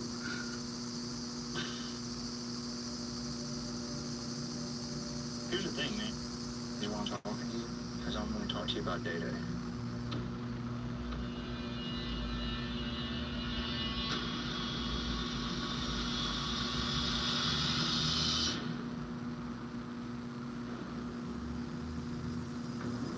Were you with Day Day the night that he died? No, I ain't seen that in no book. That is like a blood little brother to me. I'm the last that's gonna do something like that. Is there any reason why your DNA would be on his body? No. Would you be willing to give me a swab? I give you everything right now. So tell me this. Do you know who killed Day Day? No. This is all I know about that. I got the call from my homeboy when he like, oh, Daddy did. He says he learned about Darren's murder the day his body was discovered. So I called my baby mom. She like, Daddy did. What's his name? He was calling me last night. And that his girlfriend said Darren tried contacting him through Facebook the night before he was murdered. I look on my Facebook. He say, bro, you know, you choose it for like 150. He confirms that Darren was trying to buy a gun from him. What's your Facebook page? I should give y'all a password that y'all need to get in there. Okay. People told me Day Day's been hitting licks lately. What do you know about that? Hit licks, or that's how he get hit. Yeah, he said. That's really all I know about it. Okay. Alright, so what I'm gonna do is I'll get the swab. Open up wide. There you go. Alright. That's it, man. So, obviously, you know you're gonna go to jail tonight because all these warrants are blue. Alright, hang tight.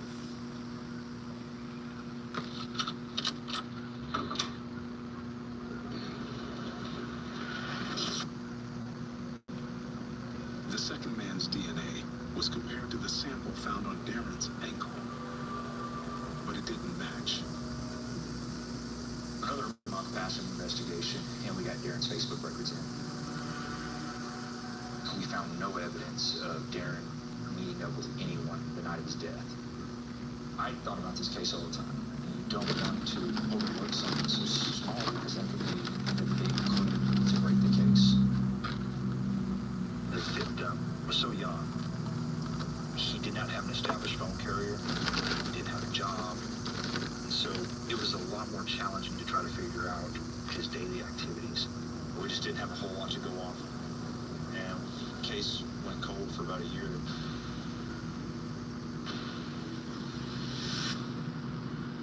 A mother is desperate for answers 1 year after her son was murdered. Naomi Kidd is live with the roadblocks for homicide detectives. So far, investigators do not have a suspect more than a year after a 16-year-old boy, Darren Wilson, was found dead on a trail. Darren's mother is pleading for anyone with information to come forward to help track down her son's killer. Nobody got no idea, no motive, no nothing. That's just not right. And to the day I die, I'm not going to stop until I figure out who did this.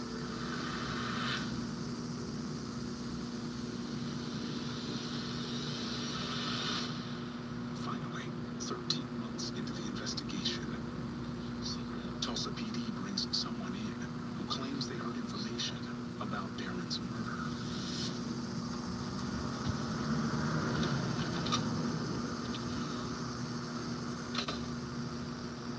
I'm Detective Calhoun. I was told that you had some information about a homicide. Tell me a little bit about that. Probably happened about a year ago. They blew it up. The witness says they heard that a man admitted to picking Darren up. There was some backseat. The victim. And that Darren and the man were in the back seat of the vehicle when the man shot him. What did he do with that guy? They heard that the suspect and his friends dumped Darren in an area that matches up with where Darren was found. What's his name? They give Calhoun the suspect's first name and Facebook profile. All right, well, hang on. Let me pull him up. Calhoun is the suspect in the database. About to lay down. Let's see. See our negativity? I ain't got time, bro. According to their records, the suspect was recently arrested with a small caliber gun.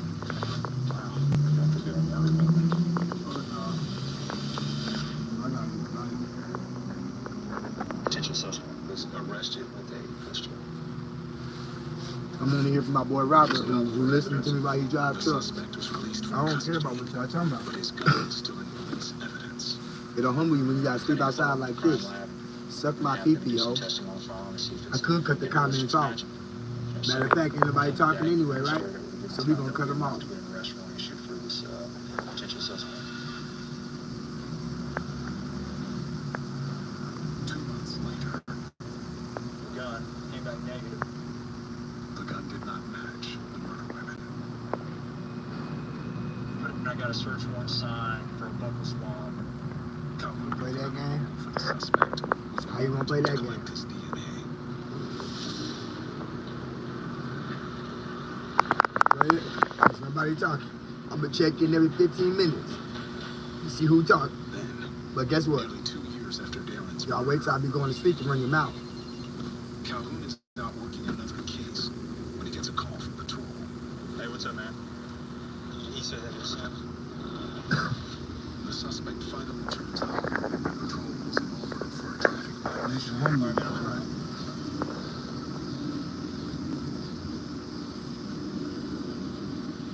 Instead of saying, hey bro, we respect it, y'all niggas we hate. You What a seat's die. he in? Backseat.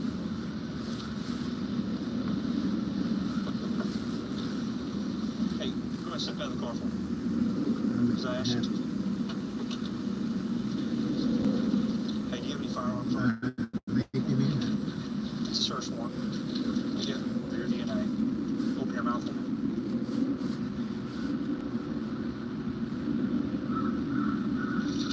Are you interested in going downtown and talking to me about a homicide? Sure. I'll probably be seeing you in the near future, okay? Take care. Ooh,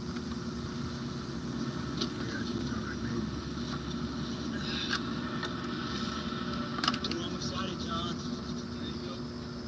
I may rush this to the lab today.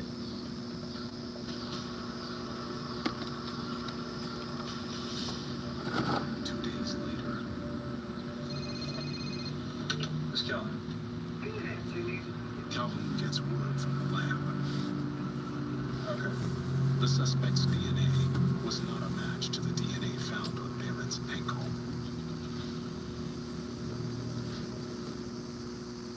I'll just go ahead. Doesn't mean he didn't kill him. I have to reassess the case, look at what we got. So, we'll see.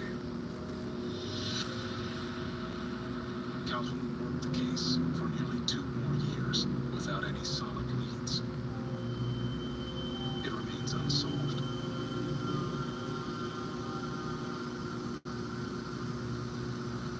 But we just kept running into all these dead ends.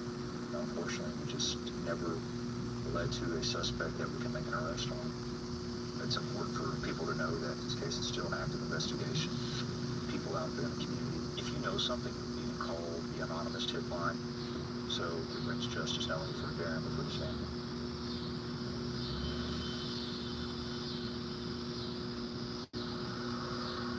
Nearly 4 years after Darren's murder, his family still hopes someone knows something that will help detectives solve the case.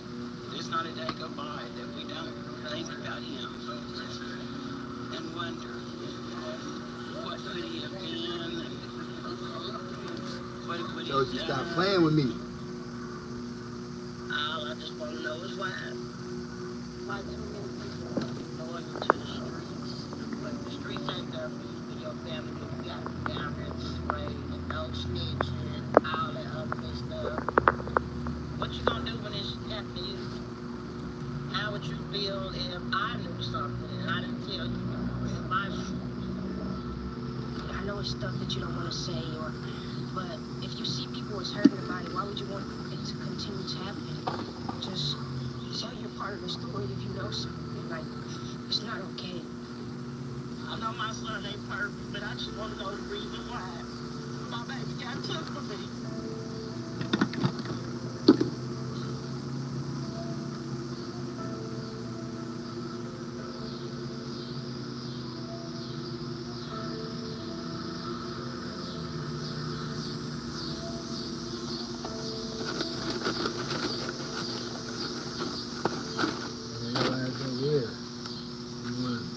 Try to kill people, man.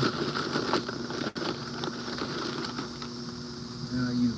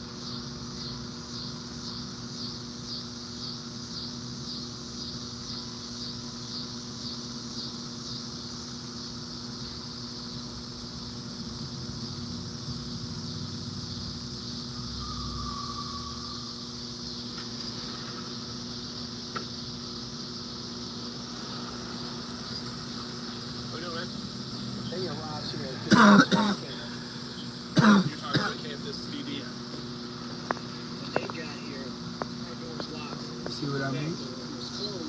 You just can't help yourself. You just can't help yourself. Like you just can't help yourself.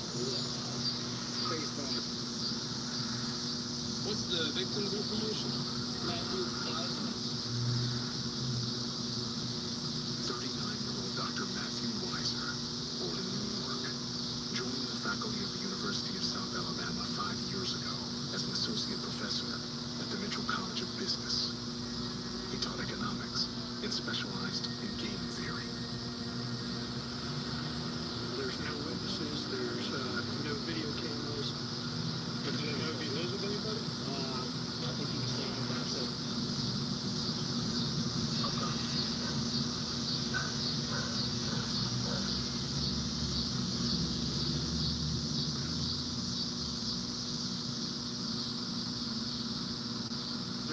blood pool under his chest. Matthew was shot once through the chest. Door to the left, there's a pretty good sized hole. He was just standing right here in the threshold. This hole goes from the outside, inside. If he was shot in the hallway and the bullet went through the door, that would make sense.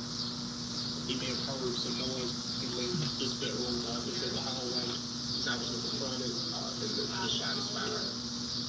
The guy had no time to react.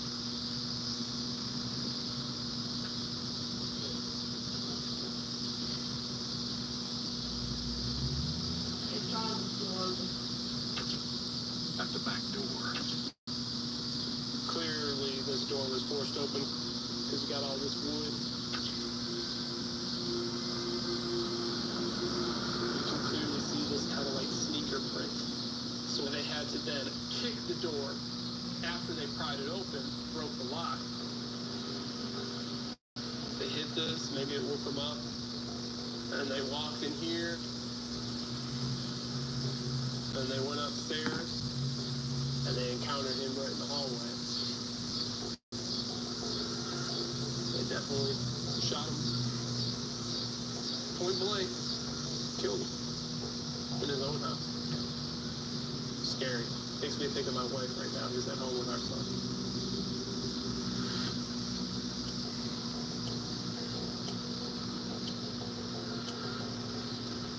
Something was sitting here like,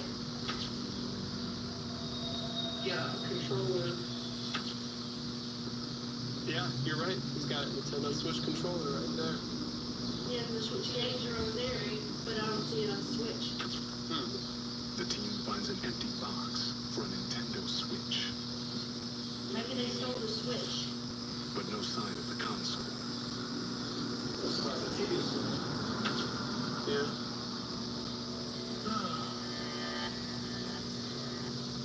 We need to narrow down the time frame. Let's give the secretary a call. Martin reaches out to the secretary from Matthew's department, who requested the welfare check. Hey, my name's Detective Barton. I'm with the police department. Okay. Any idea why I'd be calling?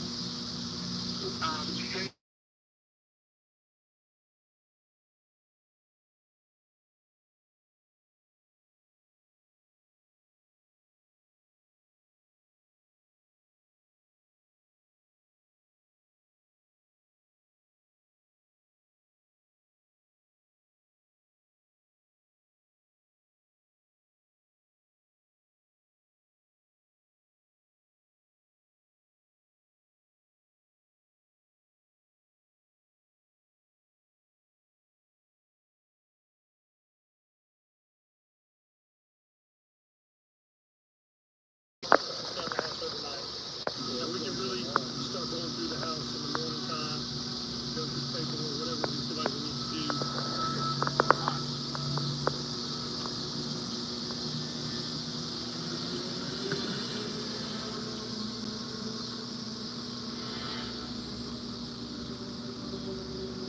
So you have that informed that? Yes, County Sheriff's were just here. Martin makes contact with Matthew's father in Florida. This is incredibly shocking. Can't imagine why anyone would murder my son. I'm so sorry for your loss. But we are working on it, and I will call you when I have more information that I can share. Thank you, Brad.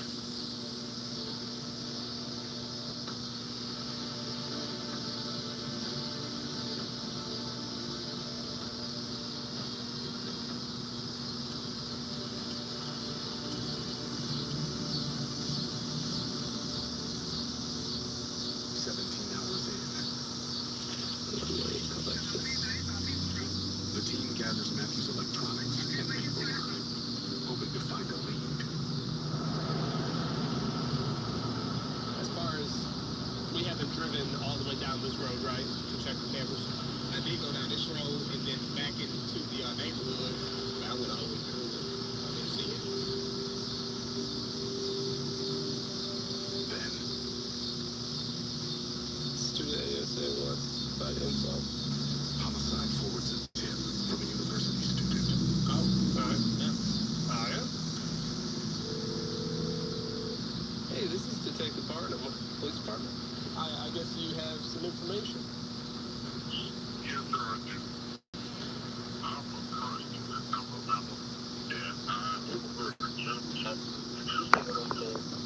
in very great detail about what happened. About basically how he went inside the house and if Sugar was dead.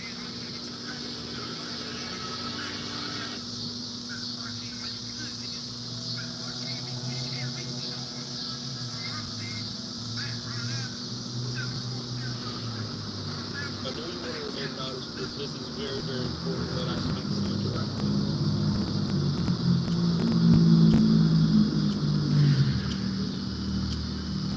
Okay. The tipster agrees to meet. Alright, thank you. Bye. Good now, Julius.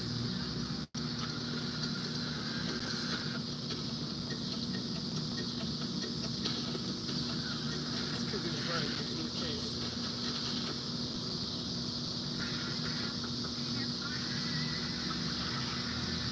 Hey, how you doing? We really appreciate you calling. Just kind of tell me from the beginning. Well, I walked out of class. I saw the guy was walking on the sidewalk. White gentleman, jeans, sneakers, and a black hoodie.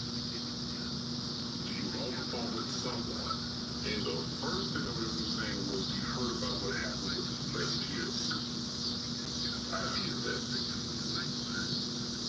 He said, I waited until he got inside the house, and then he went to shop. Did you believe he was being genuine? I don't know if he was joking or not. I don't know if he was being serious. I don't want to take the chance. Right. Okay. And then, how far do you think he was when you heard that? Like I said, The possible suspect was approaching from 100 feet away. Where would he have been walking? the only thing that's open in that area is the Analytics Building, the Communications Building, and the Mitchell Center. Okay. Alright, let's go.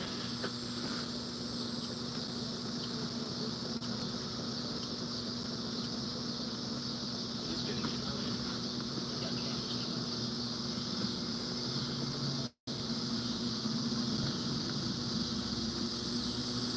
Hey, how we doing? At the campus police department, detectives pull up surveillance video. It's slippery. 2 hours later, We've tracked the guy. detectives found a video of the possible suspect. We'll try to see if we can track down what his name is through an attendance sheet.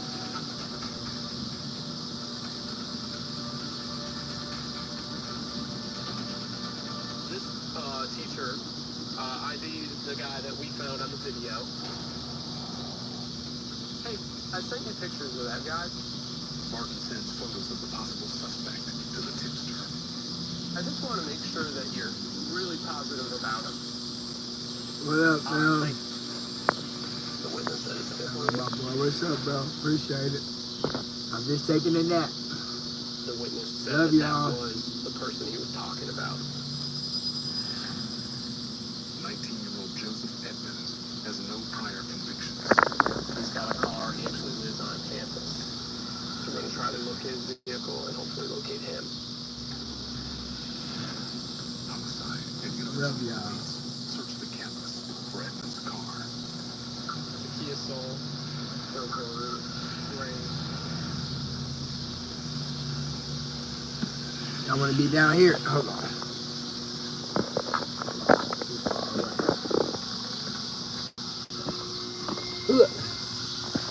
We're out with the vehicle. Nobody's inside.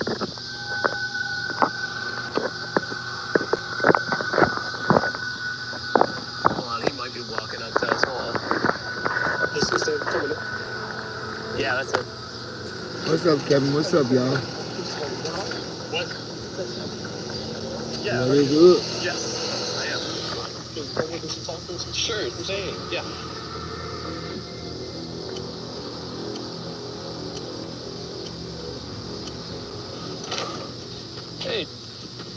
Do you have any idea why we would want to talk to you? No idea. At all? None at all. So, basically, somebody described you. Okay. And what they describe is you walking and overhearing a conversation. Okay. On the phone. Okay? Okay. The person overheard you say that you killed Mr. Watson. This is the opportunity to talk about it. Separate straight. Shout out to Robert on the road. Love you, bro. Shout out to y'all. Sorry I'm being boring. But I said I was gonna rock out. If it was a joke, the joke's on. Hardest part is getting through these days.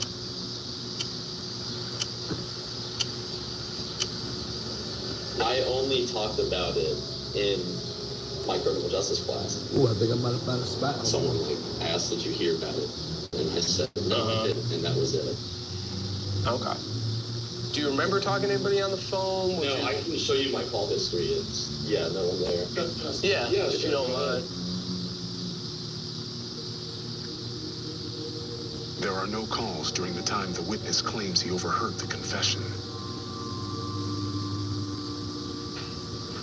Give us a moment. It ain't him. He's totally cooperative.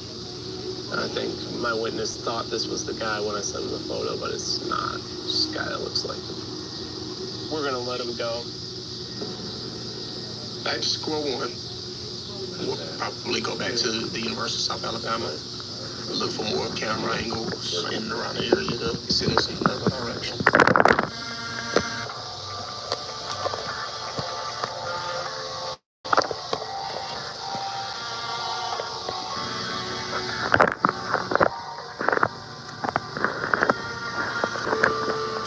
What about talking? The next day. We looked at the video a little further. Man, it's common to wear black sweatshirt and jeans on campus. As the first 48 slips away, Can't see anything, too many people. the team has no way of identifying who was overheard confessing to the murder. How far away was it? 50 to maybe 100 feet. 100 feet is a long way to be hearing a I don't conversation. see why in the world he'd make it up. The question is, the person saying it, were they joking? And that's what Nettles even asked the guy. He's like, could you I'm tell? not doing good, New He's Age, like, but well, I'm okay. honestly, What's I going really on? couldn't tell. Are you doing good? What's up, I'm Charles? just a little skeptical of it myself. All right, you're a student. You don't like the guy. You go to his house. Kicking in the door, to me, is just only going to alert him that you're there. You know what I'm saying? Yo. I'm leaning more towards a burglary myself, but We can't rule out one way or the other. Right. We got to keep open mind both directions. We have subpoenaed the phone company for records. And let's get with Nintendo on trying to see if we can track that switch. Okay.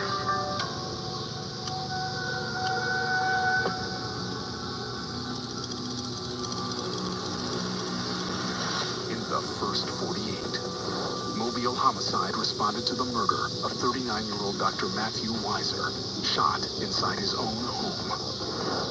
Found evidence of forced entry. Collected his computers and paperwork to search for a lead. Appreciate you, bro. Learned that a tipster overheard a university student You think confessing the to the Bears murder. gonna win? I don't know about that. Spoke to a student who matched the If I possible take you, suspect's guys, I'm gonna give description, me my money back. but ruled him out as Matthew's killer. I don't be listening to what y'all be saying. 12 days later, And they're gonna be $400 right now. This I ain't paid is me the shit. victim's phone records. At 11:25, the day when he's discovered, he makes the phone call. We know that the person that was picking him up to take him to school was picking him up at about 12, which means he was alive sometime between 11:25 and 12, really making the window very narrow as far as when he was actually murdered. Everything I've looked into this guy's past, he has no enemies. Nobody wanted to kill him. It's looking more and more like just a home burglary. And it's probably most likely juveniles. since we know a Nintendo Switch was taken. I talked to somebody from Nintendo, and they said that if a person used the device, like connected the device to an internet source, then it should register that device on like an IP address. So hopefully through subpoenaing the victim's username through Nintendo, I might get that information if they powered it on. Hopefully I can catch a break, get something. I'm like, here, how are you, baby? What up, Jack?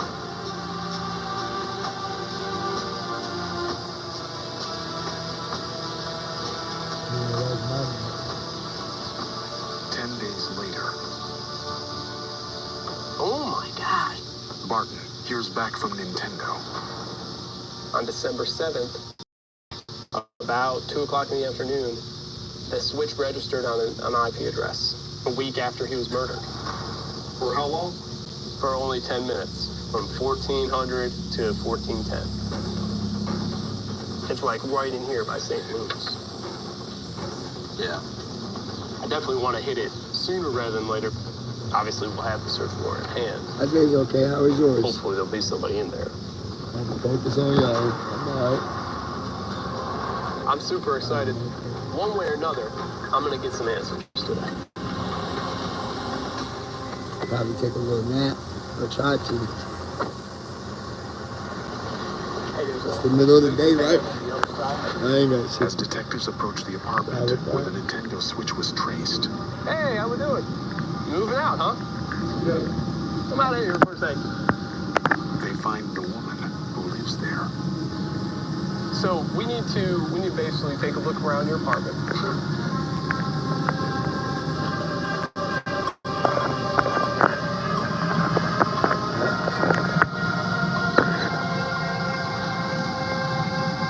The team doesn't find the victim's Switch. Hey, if you don't mind, if we can go talk at my office, okay? Because it is really important. We wouldn't just be here for no reason at all. I know.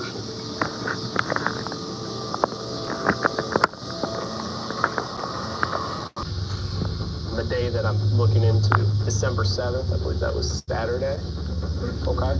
Somebody would have came and they would have had a Switch. They would have had a Switch. Turquoise? Maybe.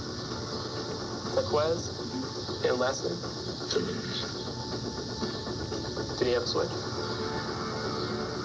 Yeah, he did.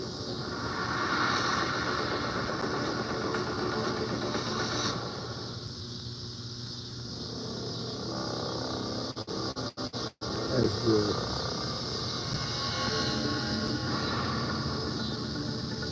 What was his purpose for coming? He wanted to just look at it, and he wanted me to look at it. Okay. The Switch? And did y'all hook it to the internet to make it see if it worked? Yeah. Where does he stay? Yeah. We don't normally, like, hang out. Was he by himself? He drove away on the court. Gotcha. I want you to be deadly honest with me, okay? Did Turquoise tell you how he came in possession of this Switch?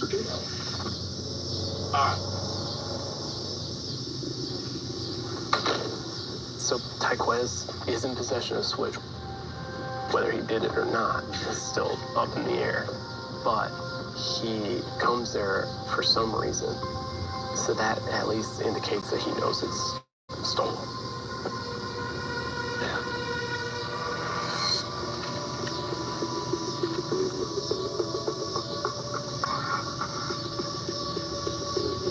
What is it? 20-year-old Tyquez Timmons has no prior convictions.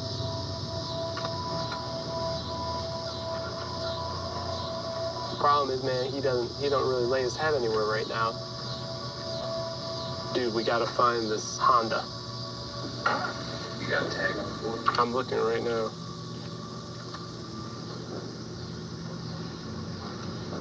Okay, Honda Accord, got it. He just hasn't registered it yet. The car has a temporary dealer tag. I mean, where are we gonna look for him? We gotta get some addresses first. Hoping to find Tyquez's current address, All right, Brando, you might have to stay in the car on this one. Barton and Detective Nick Cropeau checked the dealership where he bought the Honda. Hello there. Hello, hello. Yeah. Nobody's in trouble. But you guys would be helping us a great way. And I got the letter for you. The dealer says that Tyquez's car is still on loan and equipped with a GPS tracking device. I wonder how often that updates. It's a heartbeat. Yeah. So anytime it stops, it's updating it. Detectives have the login info to access Tyquez's tracking device online. We freaking got anywhere this dude's gonna go, basically. Yeah. Need to make sure that you get the historical data, too. Yeah.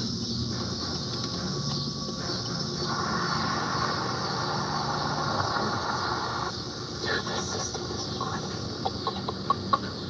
Talk about the freaking jackpot, Nick. How far back did this go? This goes since he purchased the car. So, on the 20th, hit check locations. Oh, snap.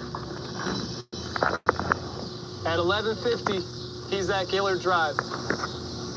It appears that Tyquez's car was across the street from Matthew's house when the murder happened. Shoot! But the car was only there for 4 minutes.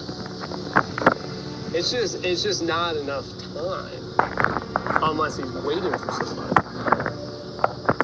You think that somebody called him to come pick him up afterwards? Now, is that going to be... I mean, that's just a big coincidence. Get the phone records. Yeah, I'll call him. Where's he at right now? So, this is the latest. Tyquez's car is hitting at a residence about 5 miles west. Go ahead and get TAC Intel to let them get eyes on it, and and then if they can verify he's there, we can move in and take him down. Jermaine and Riley, y'all start using that way quick, fast, and in a hurry, safe.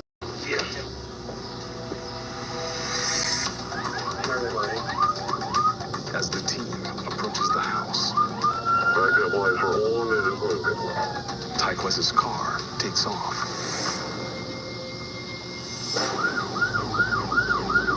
Let the vehicle get away from the house and then let street crime stop the vehicle. Somebody can watch that house. We're going to be moving out that way as well.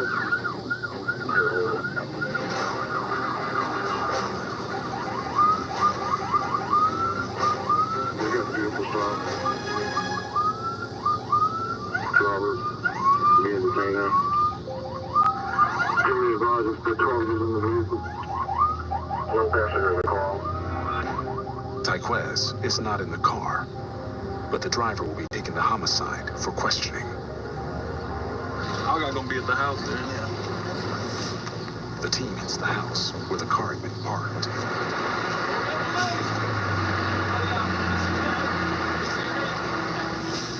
And finds Tyquez Timmons.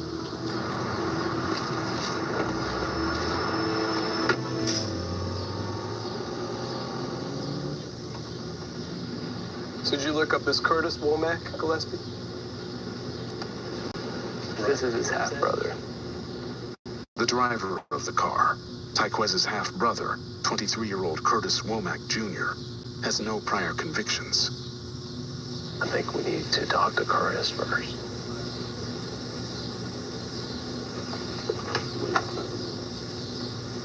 All right, man. Tyquez has gotten himself in a situation. What type of situation? Okay. we're investigating a homicide. And we know that Tyquez is connected to the homicide. Okay.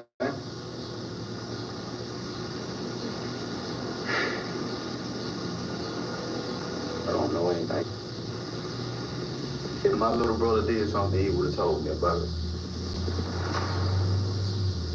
We have a lot of information that your brother, all right, is involved in this. That's the wrong person. But there's nothing me or my brother would get involved into. I'm done talking.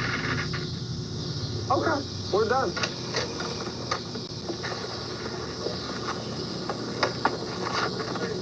Go ahead and start talking to yourself.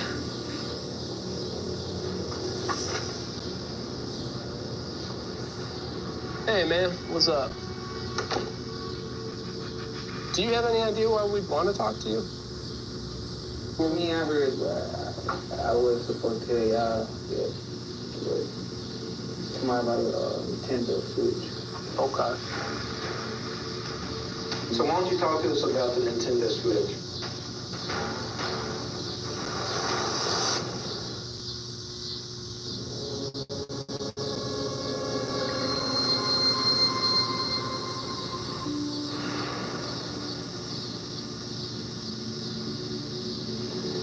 I bought the game, so I sold it to try to make a little extra money. And where'd you get it? At the Circade on Overlook University. Mm-hmm. Dude walked up to me, hey, I got such and such, gave him $75 for it. Here's the thing. We know that you didn't buy the Switch from the Circle K. We know that, okay? Your car and your GPS is outside of where a homicide occurred. Do you understand? At the time a homicide occurred. So you saying it was a homicide? Yes. He was a professor of economics at the University of South Alabama. That's who was murdered. That's who was killed. The records are there, man, that show that you were on the street at the time the murder occurred. Okay, all right, and we're gonna show you.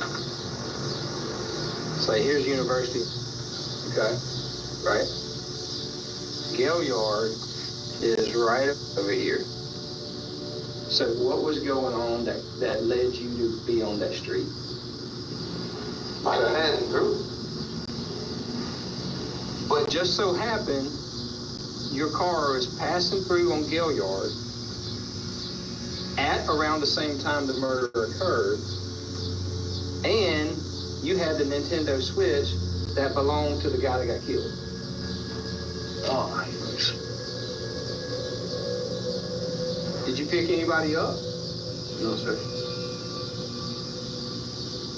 For whatever reason, you don't want to be true. That's either A, you killed the guy,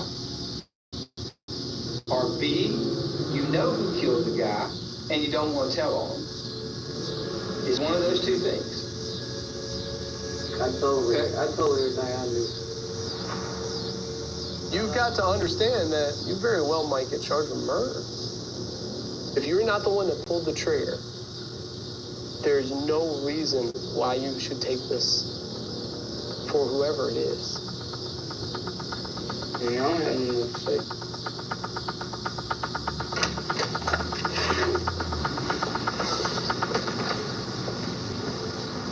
Dude, I really don't think he shot him.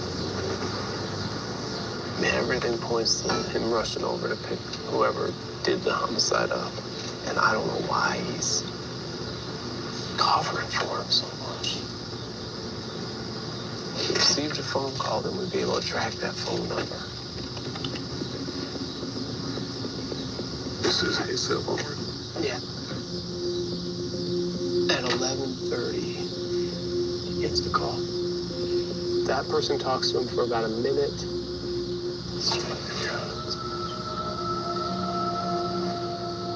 this comes back in clear to Curtis. That's it. That's gotta be it, dude. Freaking bro calls and says, dude, I messed up, man.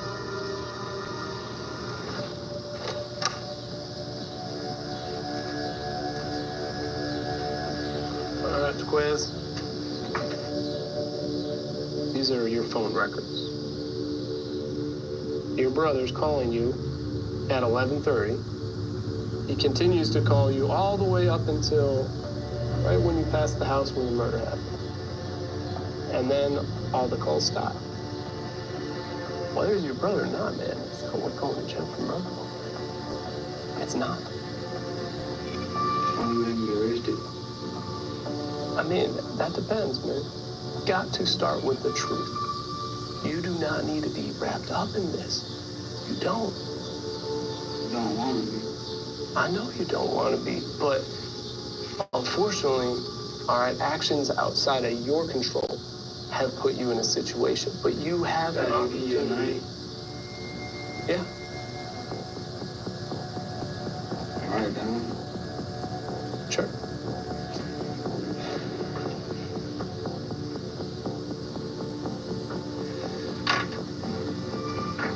Tyquez writes down the name, Derek Scott. You need to read it out loud.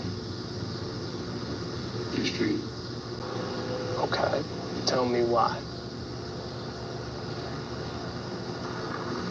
They said he was trying to make some money. He says he dropped off Derek Scott near the victim's house. I guess he broke into the guy's house. Yeah. How did you know to pick him up? He told me. So what did he tell you happened when you picked him up? He just said he went in the house. Yeah. The dude came out the room. And he shot him. Did you see him with a gun when he came back? Whoa. Well, why's your brother calling you? Your brother calls you several times within that time frame. Didn't know what for. Probably just checking him. Did you tell him about it? I told him. Derek said he shot someone. You just give me a quick second, all right?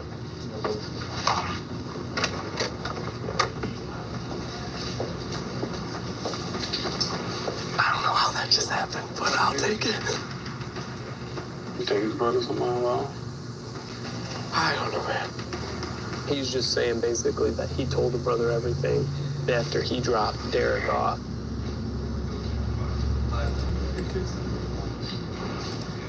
This is him. 20-year-old Derek Scott has no prior convictions. I'll tell you this too, is that phone call that he makes, it's right here. At 10:55, Derek calls him. Do we know where Derek would be at right now? We're gonna go to his house. Are you ready?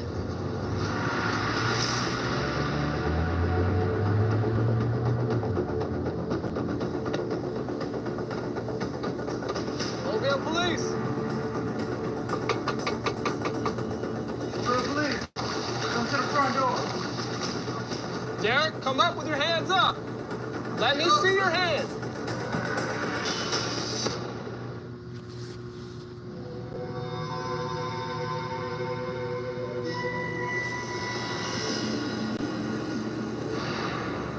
Derek, let me see your hands.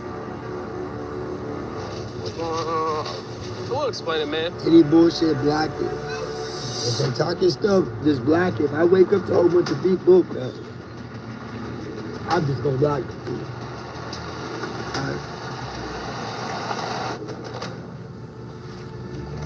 Hey, what's up, man? I'm Detective Glenn. This is Detective Rogers. We talked Taquez. Told the whole story about what happened. Okay? I mean, I don't know what y'all talking about. Like, I just don't. That's your phone number right there. You were with Taquez after he picked you up. Hell no. I don't know what y'all talking about. None of y'all tripping. We know you were there. If something occurred that was not meant to happen, it needs to be explained. So all we're asking you right now is to tell your side of it. We ain't got no side. I'm about to call the district attorney. All right, and I'm going to present this case for murder, okay? And Taquez and yourself are going to be the people that I talk about, because that's what the evidence has shown.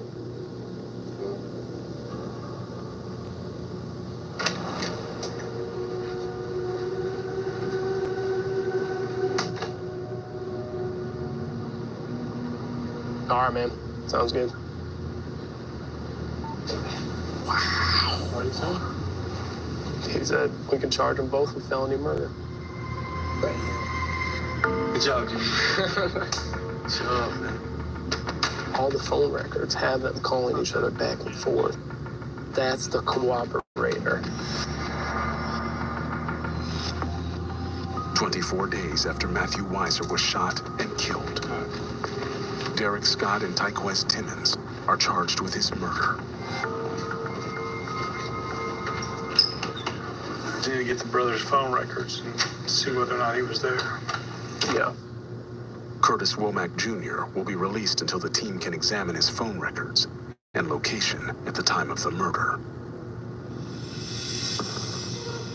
We've been up 30 plus hours, and we can now say that we've been able to bring justice for the Weiser family, and that's all you can ask for.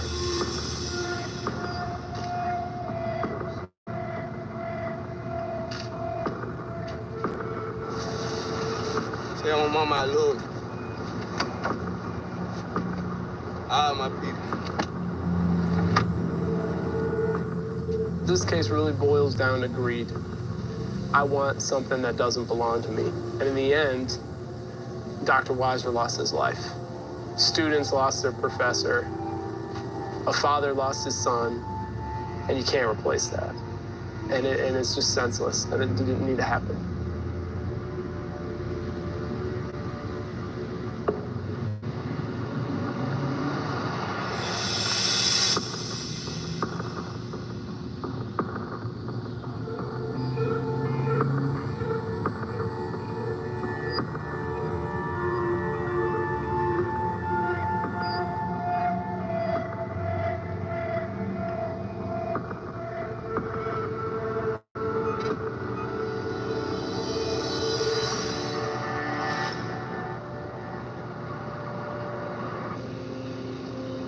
One year later.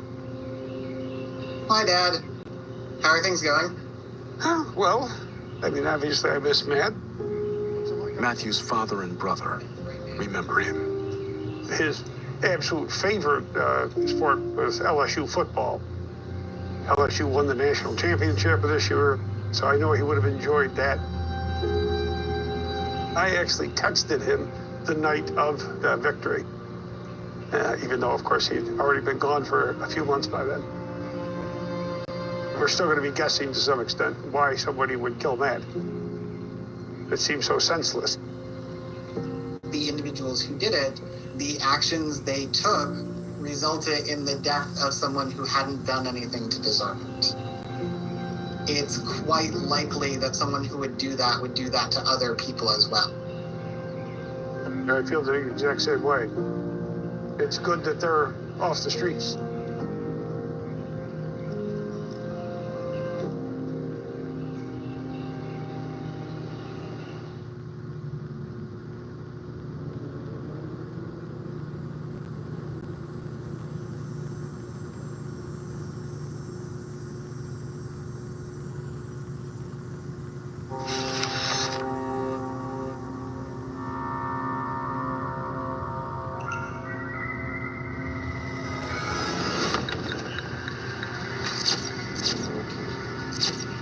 was right there. A teenager murdered in front of his father. Does he know why the shooting happened? No. Leaves a community in shock. Jordan didn't make it. But first, The handgun's out. oh! A man executed in broad daylight. Shooter, he's someone in that neighborhood that people fear. Can't be no red in the hood. Investigators push for the truth. I don't think I can be no murder. You better convince me. And the clock is ticking. For homicide detectives, their chance of solving a murder is cut in half if they don't get a lead within the first 48 hours.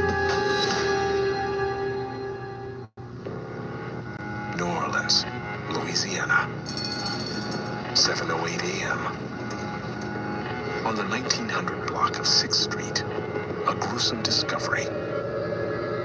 What's going on? Outside, they had a guy landed on the ground like he got shot in his head. Breathing, but the man is still right now. It may be some hope for him, I don't know. Paramedics respond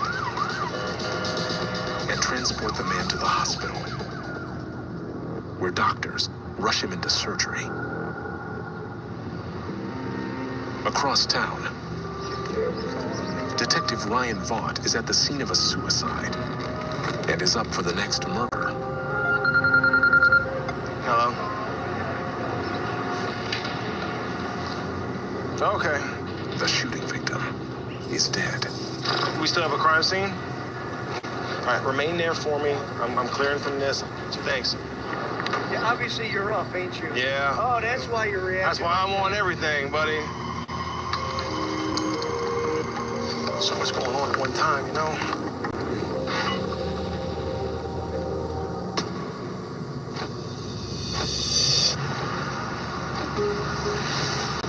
I know from earlier that he was shot to the forehead and it exited the side of his head. Early morning, broad daylight. Now it's going to be classified a homicide, and I will be the lead investigator on it. So I'm going to go back to the crime scene.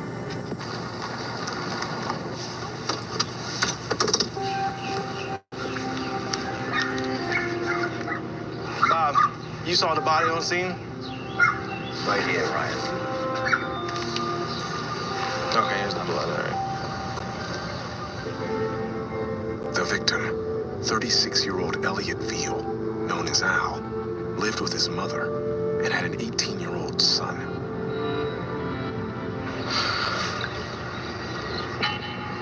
There was a vehicle parked here. He had an open beer. And beer in a bag. So apparently he might have been hanging out here with some other guys.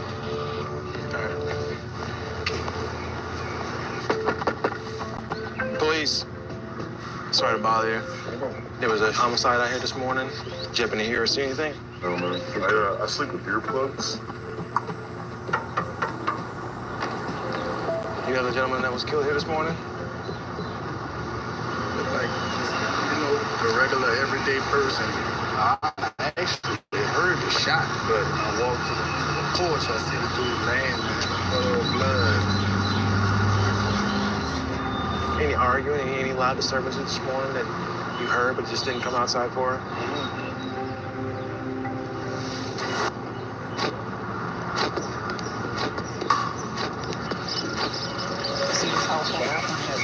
Oh yeah, I see it. With no eyewitnesses, the team hopes surveillance cameras across the street caught the murder. I see two thus far. I don't know how that one might be a little blocked. The way the cameras are pointed, where my crime scene is at, I'm willing to bet it captured my murder. Now, if one of those cameras ain't working, then yeah, maybe I'm screwed. But I'll text you all that. Thanks. Bye. Hopefully it captured the whole thing.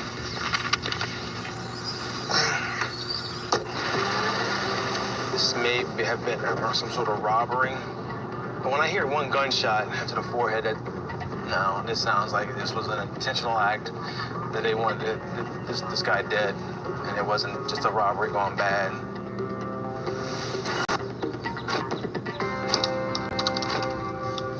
That afternoon, There it goes. the surveillance video is in. This is the 1900 block of 6th Street. So that's the victim there. So he's coming from that way.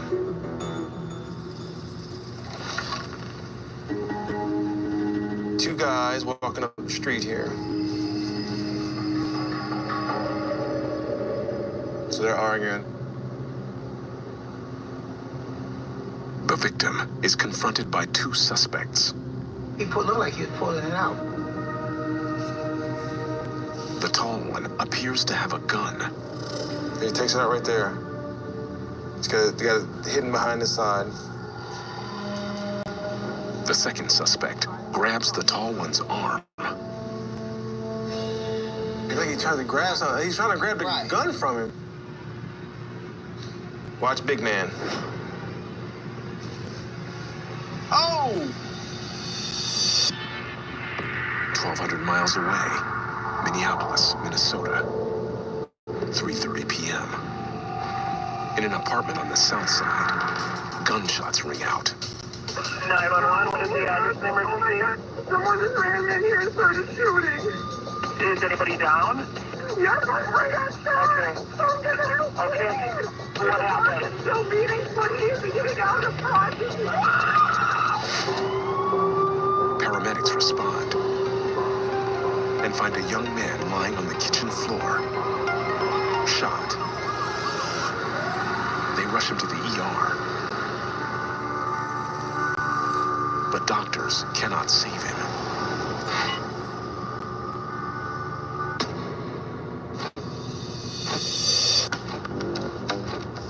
So far, we just know that a 19-year-old was shot.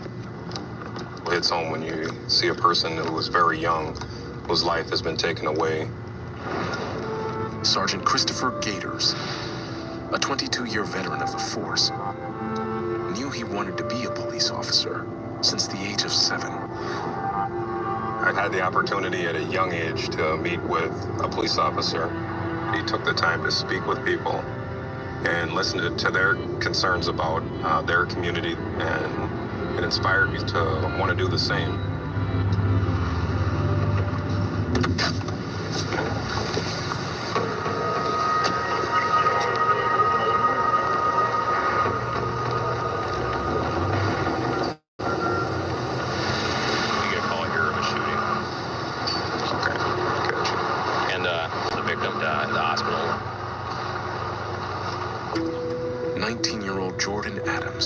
Was a recent high school graduate who played basketball on a team coached by his father.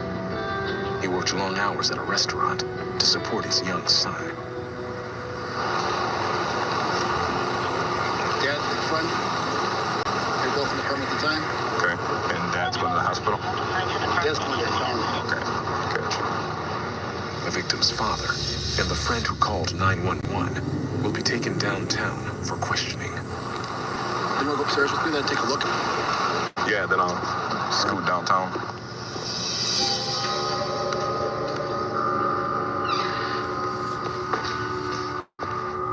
This guy was shot here. Jordan was shot once in the abdomen and collapsed on the kitchen floor. Hey, did you see this case? In the living room, they find multiple casings from 2 different guns, a box of ammunition. Did you see this though? Big, huge bag. And a bag of marijuana. There's one in there. One down here. Here's one through the TV.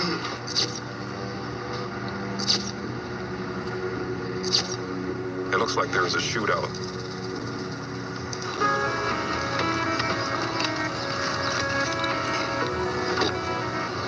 Gators heads back to homicide to interview the witnesses to the shooting.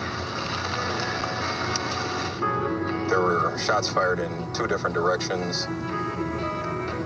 I'm surprised that no one else was injured or killed.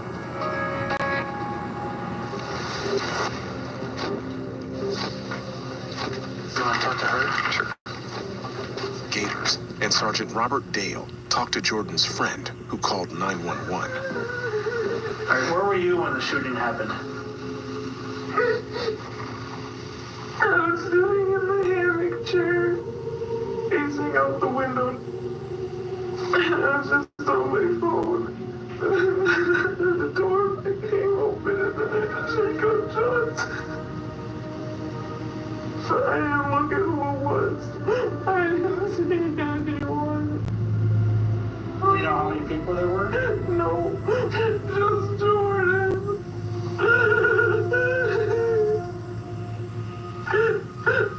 You know he's okay. Well, Jordan didn't make it.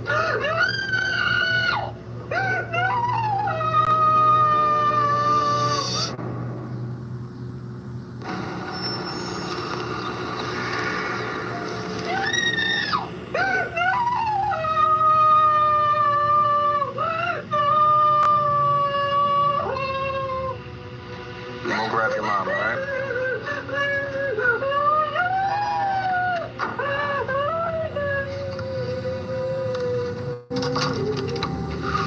That's tough.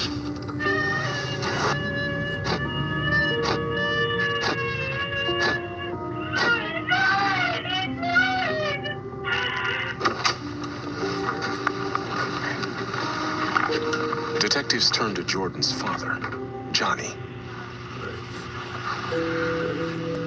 Hey, sir. Sergeant Dale.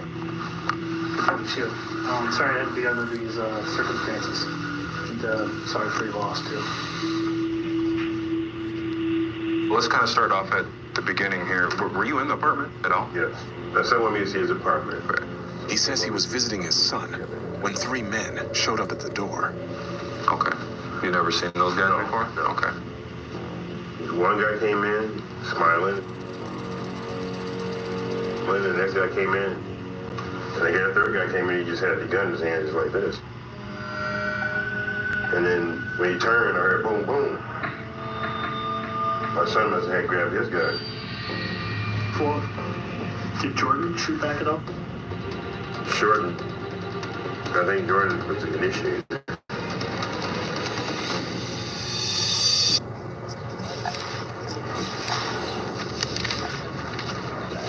New Orleans homicide is working the brutal murder of Elliot Veal. Detectives are looking at surveillance video that shows a man shooting the victim once in the head. Oh!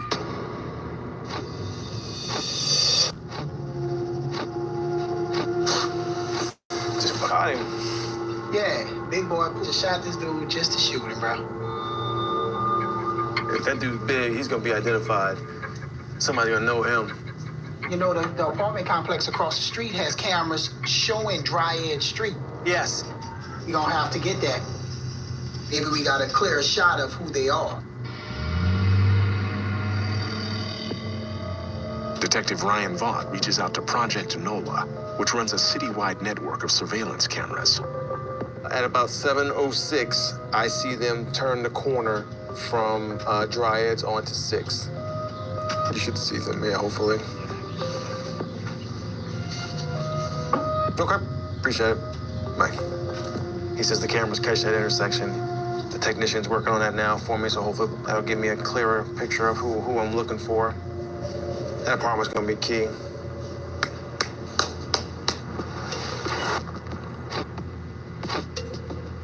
The next morning, all right, here it is. Video from around the corner is in.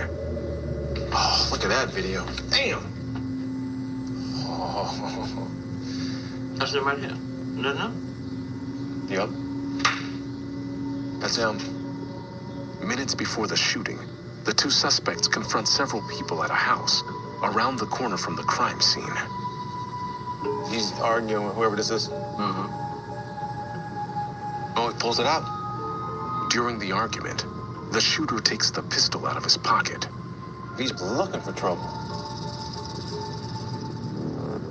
So, I mean, if he's producing a gun on this stoop with 5 people sitting there, and then he just goes around the corner and kills another guy, he's a pretty violent individual. He's someone in that neighborhood that people fear. The two suspects walk from Dryads to 6th, where the victim was killed. And your murder's happening right about now. Yeah. That's them. They're coming back. So we've got them every step of the way.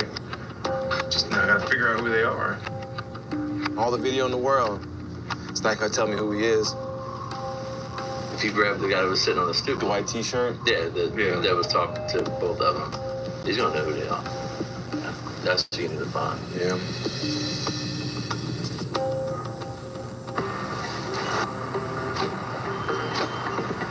As the clock winds down on the first 48, detectives head out to the house where the suspects got into an argument. There's a couple of potential witnesses we'd like to talk to, but we'd like to talk to them away from their home and see if they'll be willing to come back to our office.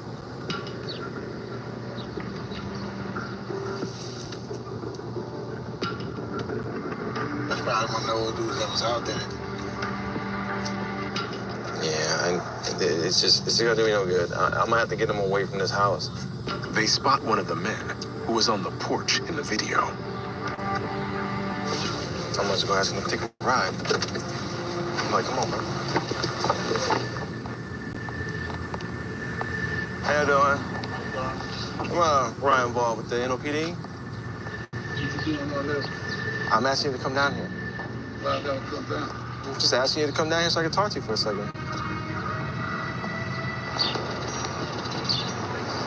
Would you mind meeting me and we can talk a little bit more privately?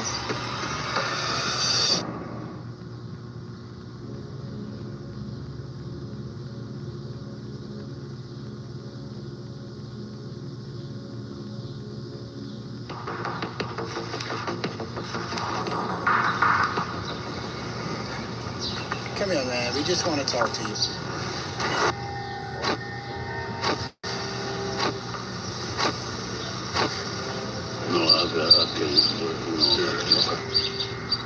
The witness refuses to speak with detectives.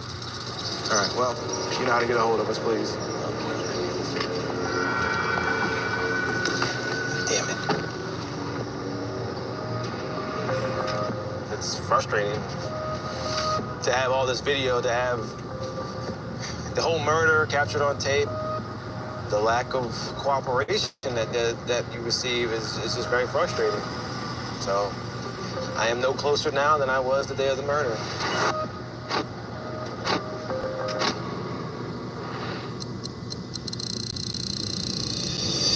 In the first 48, New Orleans homicide responded to the murder of 36-year-old Elliot Veal. Recovered video that shows two men involved in the shooting. Discovered the suspects argued with a group of men before the murder, but have been unable to identify their suspects. 2 weeks later, Have a seat right here for me. the shooter's suspected accomplice comes forward. My strategy here is just to be straightforward. He's gonna help himself if he talks. Because the way I see it, it's like he might have been trying to stop the shooting. So he could be a witness.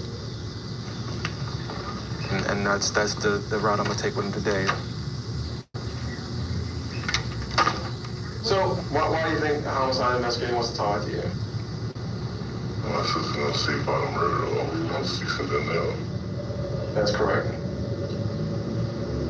I'll tell you right now, I know you didn't pull the trigger. I know for a fact you didn't, okay? But the problem is, you were there. It looked like you tried to stop it.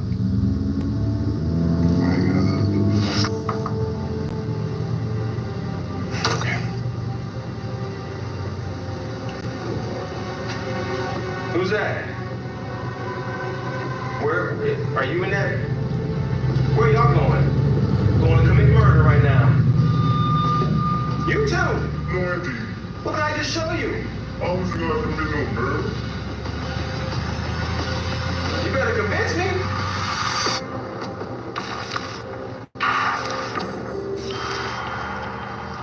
In In the Minneapolis murder of 19-year-old Jordan Adams, Sergeants Christopher Gators and Robert Dale are speaking with the victim's father, who witnessed the shootout.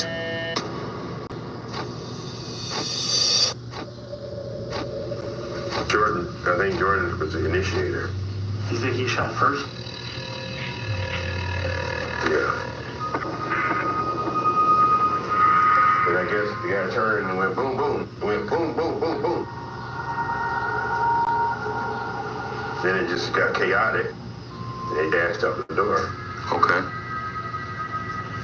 I went down to Jordan. I said, Jordan. His eyes were rolling. And I said, oh my God. And I put my head to his heart and I could hear his heartbeat. So I said, call 911, call 911. I had my phone. I couldn't. Right. I understand.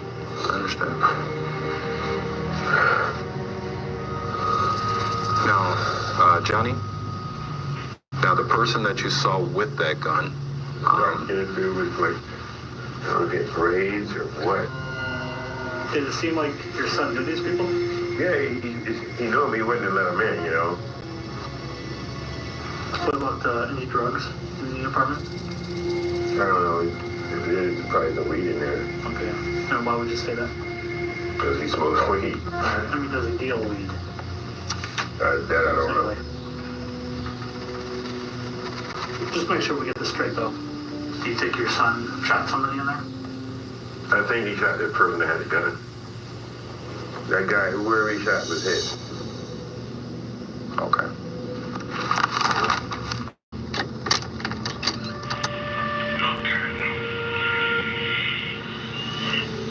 Is he able to tell you what happened?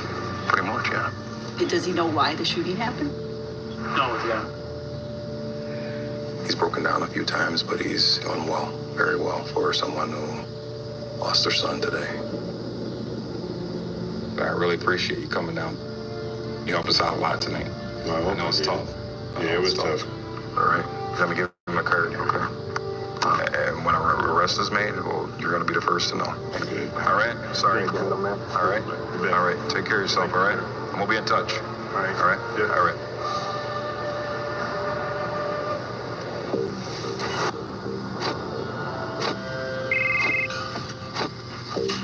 Sergeant Dale. What was his name? The team gets a call from the hospital. Thanks. All right, bye. A shooting victim showed up at the Hennepin County Medical Center shortly after our homicide with a gunshot wound to his left side. Johnny told us that his son, Jordan, shot the guy that came in. I'm betting that we've identified our shooter.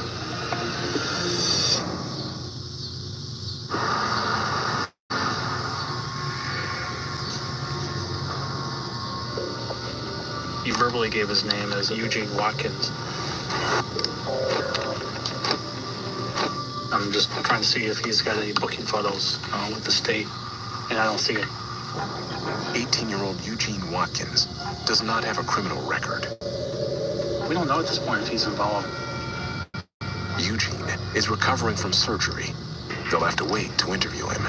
He'll be there for a while. We got cops watching him.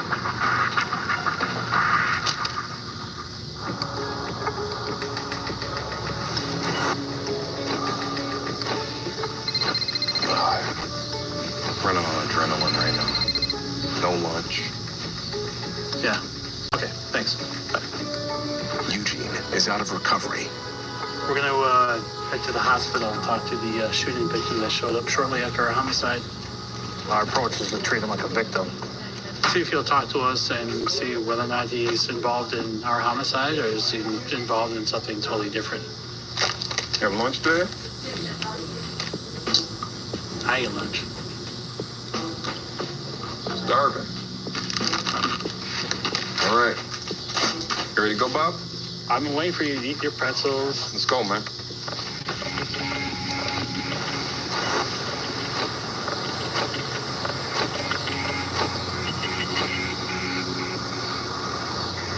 What's your name? Alright. Can you tell us how this happened? Oh, no. What is the last thing you remember before all this? In the hospital. Leave me alone. You're in your own house and you get shot. No, I'm not in my house no more, so. You know we're here for you. You're a victim. We're trying to figure out what happened to you. Right. So why would you be hesitant in telling us what happened to you?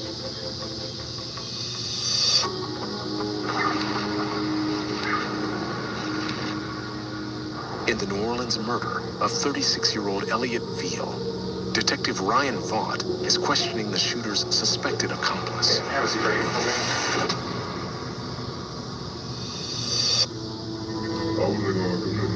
What did we just watch? We just watched, Cole. I'm trying to stop it. You see, you over there, money. Who's next to you? No. Okay. What's his real name? I don't know. I just learned by Slim. Just know his nickname. If you're afraid of him, if you're afraid to tell me his real name because you're scared of him, tell me that. No, I know. You tried. You tried to help. You tried to stop it. But you gotta tell me something I can help find him. Help me. That's all I know. Right. Oh, I'm going to make sure.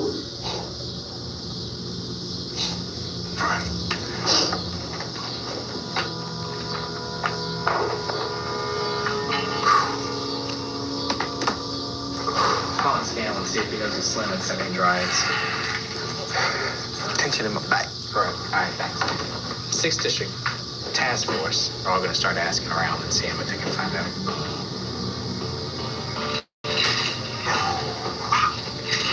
That was good. He's cooperating. He's even given a nickname. He's a witness. So I don't see where he had any knowledge that this was going to happen. It looks like he was even trying to stop it. So at this time, he won't be charged with anything. Okay, you want? But right now, I'll keep working on this and trying to identify Slim.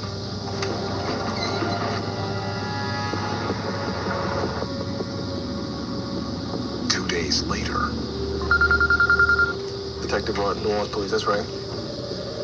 A CI calls with information on Slim. The Ronald Greenup? We got him. I'm looking for Ronald Greenup. Date of birth? 9/23/65. Let's look at Mr. Greenup. That's definitely him. Bam! I would say, yeah, 49-year-old Ronald Greenup, a.k.a. Slim, has multiple convictions, including rape, robbery, and gun possession.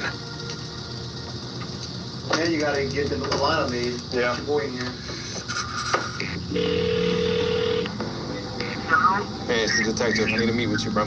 Vaught calls the once suspect, now witness, to return to the homicide office. He's on his way in. We'll show him a confirmation photo and see where he goes with it. I'm afraid that he's gonna look at Greenup's photograph and be like, he ain't the one that did this, he ain't the one that I was with. Last time we spoke, you mentioned that the person that did the shooting was a person by the name of Slim. There won't be no red in the hood, you know. Mm-hmm. Can't be no red in the hood. Take a look at that for me.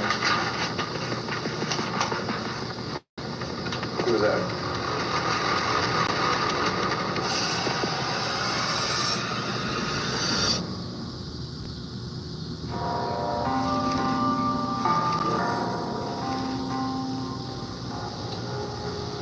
What's his name?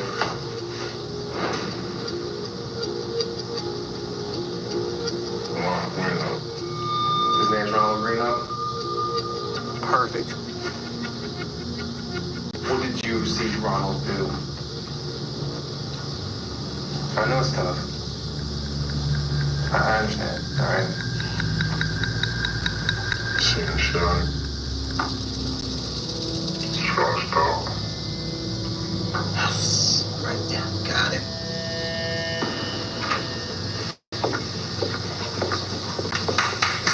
Got him.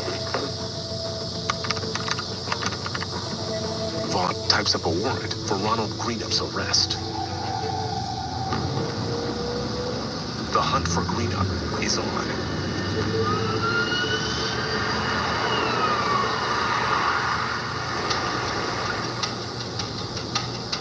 The next day, Slim turned himself into the 6th District Station because he knew he was wanted.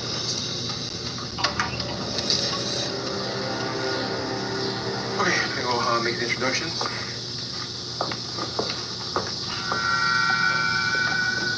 Hey, Ronald. You know why you're here, right? I was told I had a warrant out for my arrest. That's correct. And I'd love to get your side of the story, okay? I'm no killer. Okay? I want to believe that. So take me through it. You were with who else that day? Black. You call him Black. So you and Black are coming from where? Coming from the same.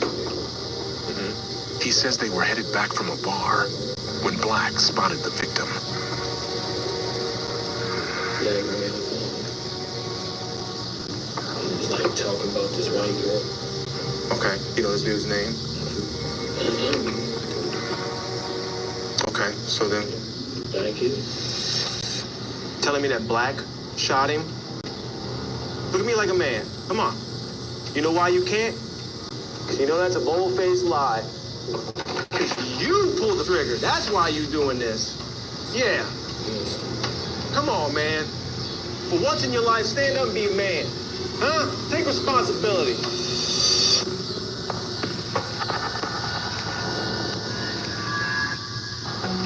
In the Minneapolis murder of 19-year-old Jordan Adams, investigators are questioning the suspected shooter, who's in the hospital with a bullet wound of his own.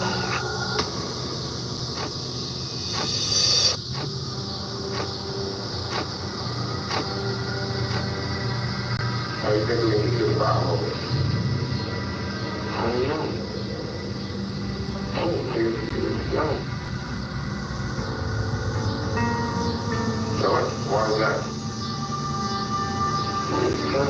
You get shot every day. Just a fact of life. Yeah. Fact of life. All right.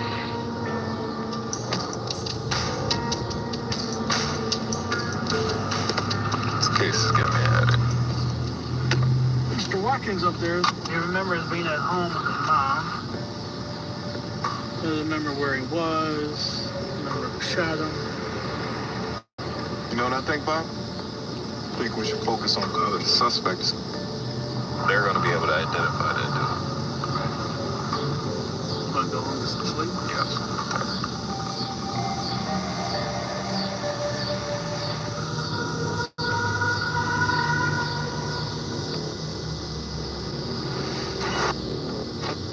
The next day, Okay, and what's your name, sir? Gators gets a call from the St. Paul PD.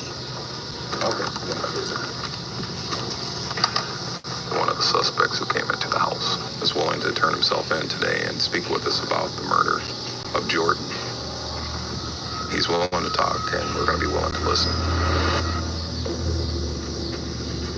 The suspect arrives with his attorney. Okay, and thanks for coming down. Appreciate it. So how about we start during that day? So, I contact Trayvon, we're just hanging out and, blasting the music. Trayvon, okay.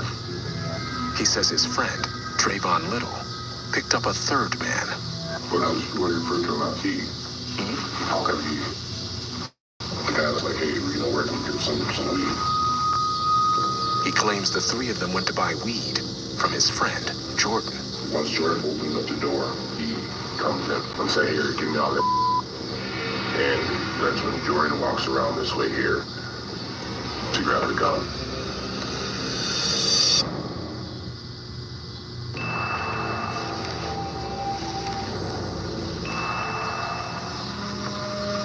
Jordan just came around and put his hand up, and I heard gunshots.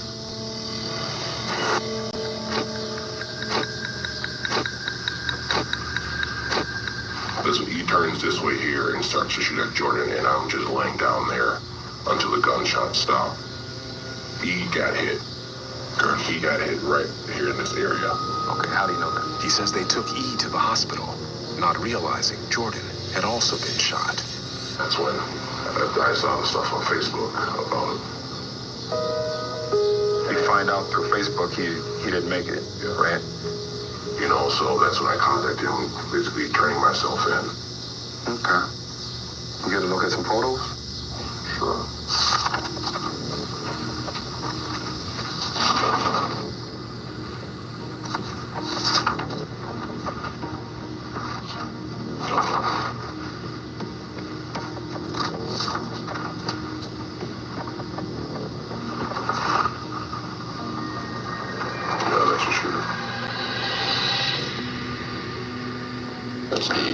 He identifies E as the man in the hospital, Eugene Watkins.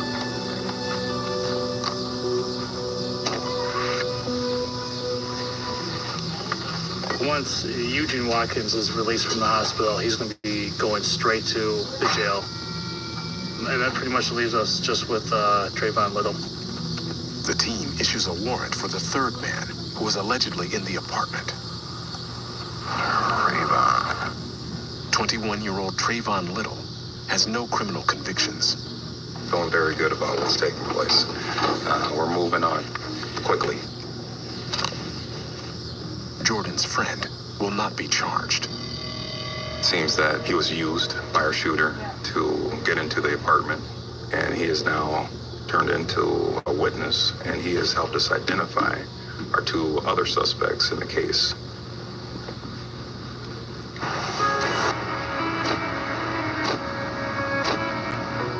As the clock winds down, Gators and Dale update Jordan's family. We still have a lot to do. Okay. Is that third party that's still out there that we need to find. If we had just sat there and Jordan didn't have the gun, he might have shot everybody in the room. They would have got away. And there would be nobody with voices. You know? I mean,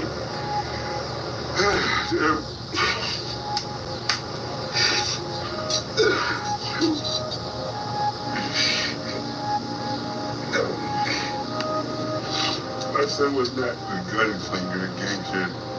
He wasn't that at all. Make no mistake about it, though. They're going to be held accountable for it.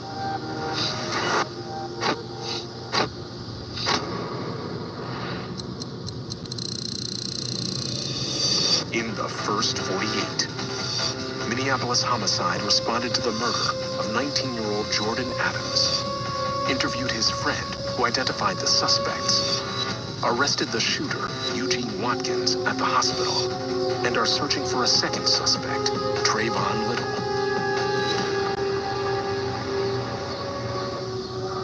The next day,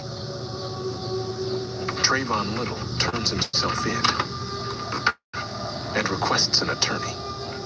Anytime you've arrested someone for such a terrible act, it's kind of bittersweet. It's going to add closure to the family, but it's never going to bring their loved one back.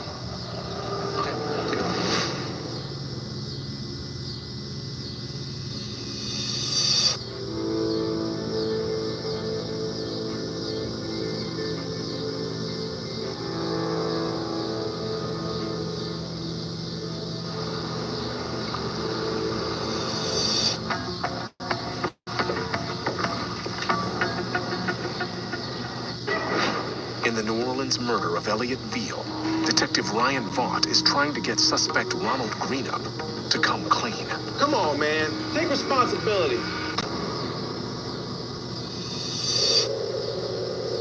I had you pegged all wrong, didn't I? But now I'm starting to see otherwise.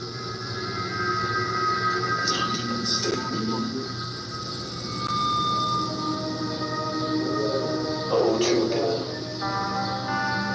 Me and Black coming from the sandpipe. We went by his house. On our way back, he had a 40. Glock 40. Black gave you the 40. Yes. Black had to do with it all and fought the white girl. Dude was finna hit Black. That's it.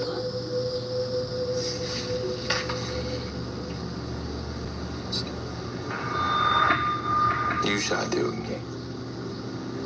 I'm sorry. I'm sorry I did that. I just... I was kind of still drunk. It's 7, 8 o'clock in the morning. And I'm hurting. Because, you know, I just took another man's life. I'm really sorry for what I did. Right? Yeah. I think that's it. I got everything, right? You locked him into everything. Yeah. You locked him into, he did it. Good work. All right, boss man, you ready?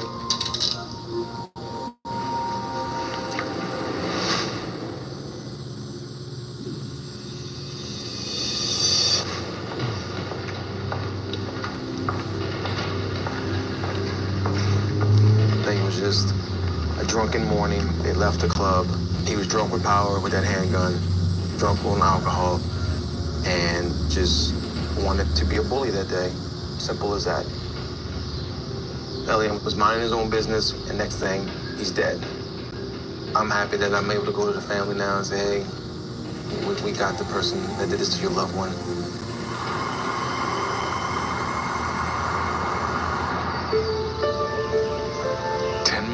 After his death, Elliot's family continues to adjust to life without him. He was a good father, a best friend. His hurt will never get past because he is missing for nothing. It's tough, you know, just knowing that I'm not going to be able to see him again. That's the tough part. But he always with me, though. I always think about him. We love you, we miss you. And until we meet again, do know that I love you.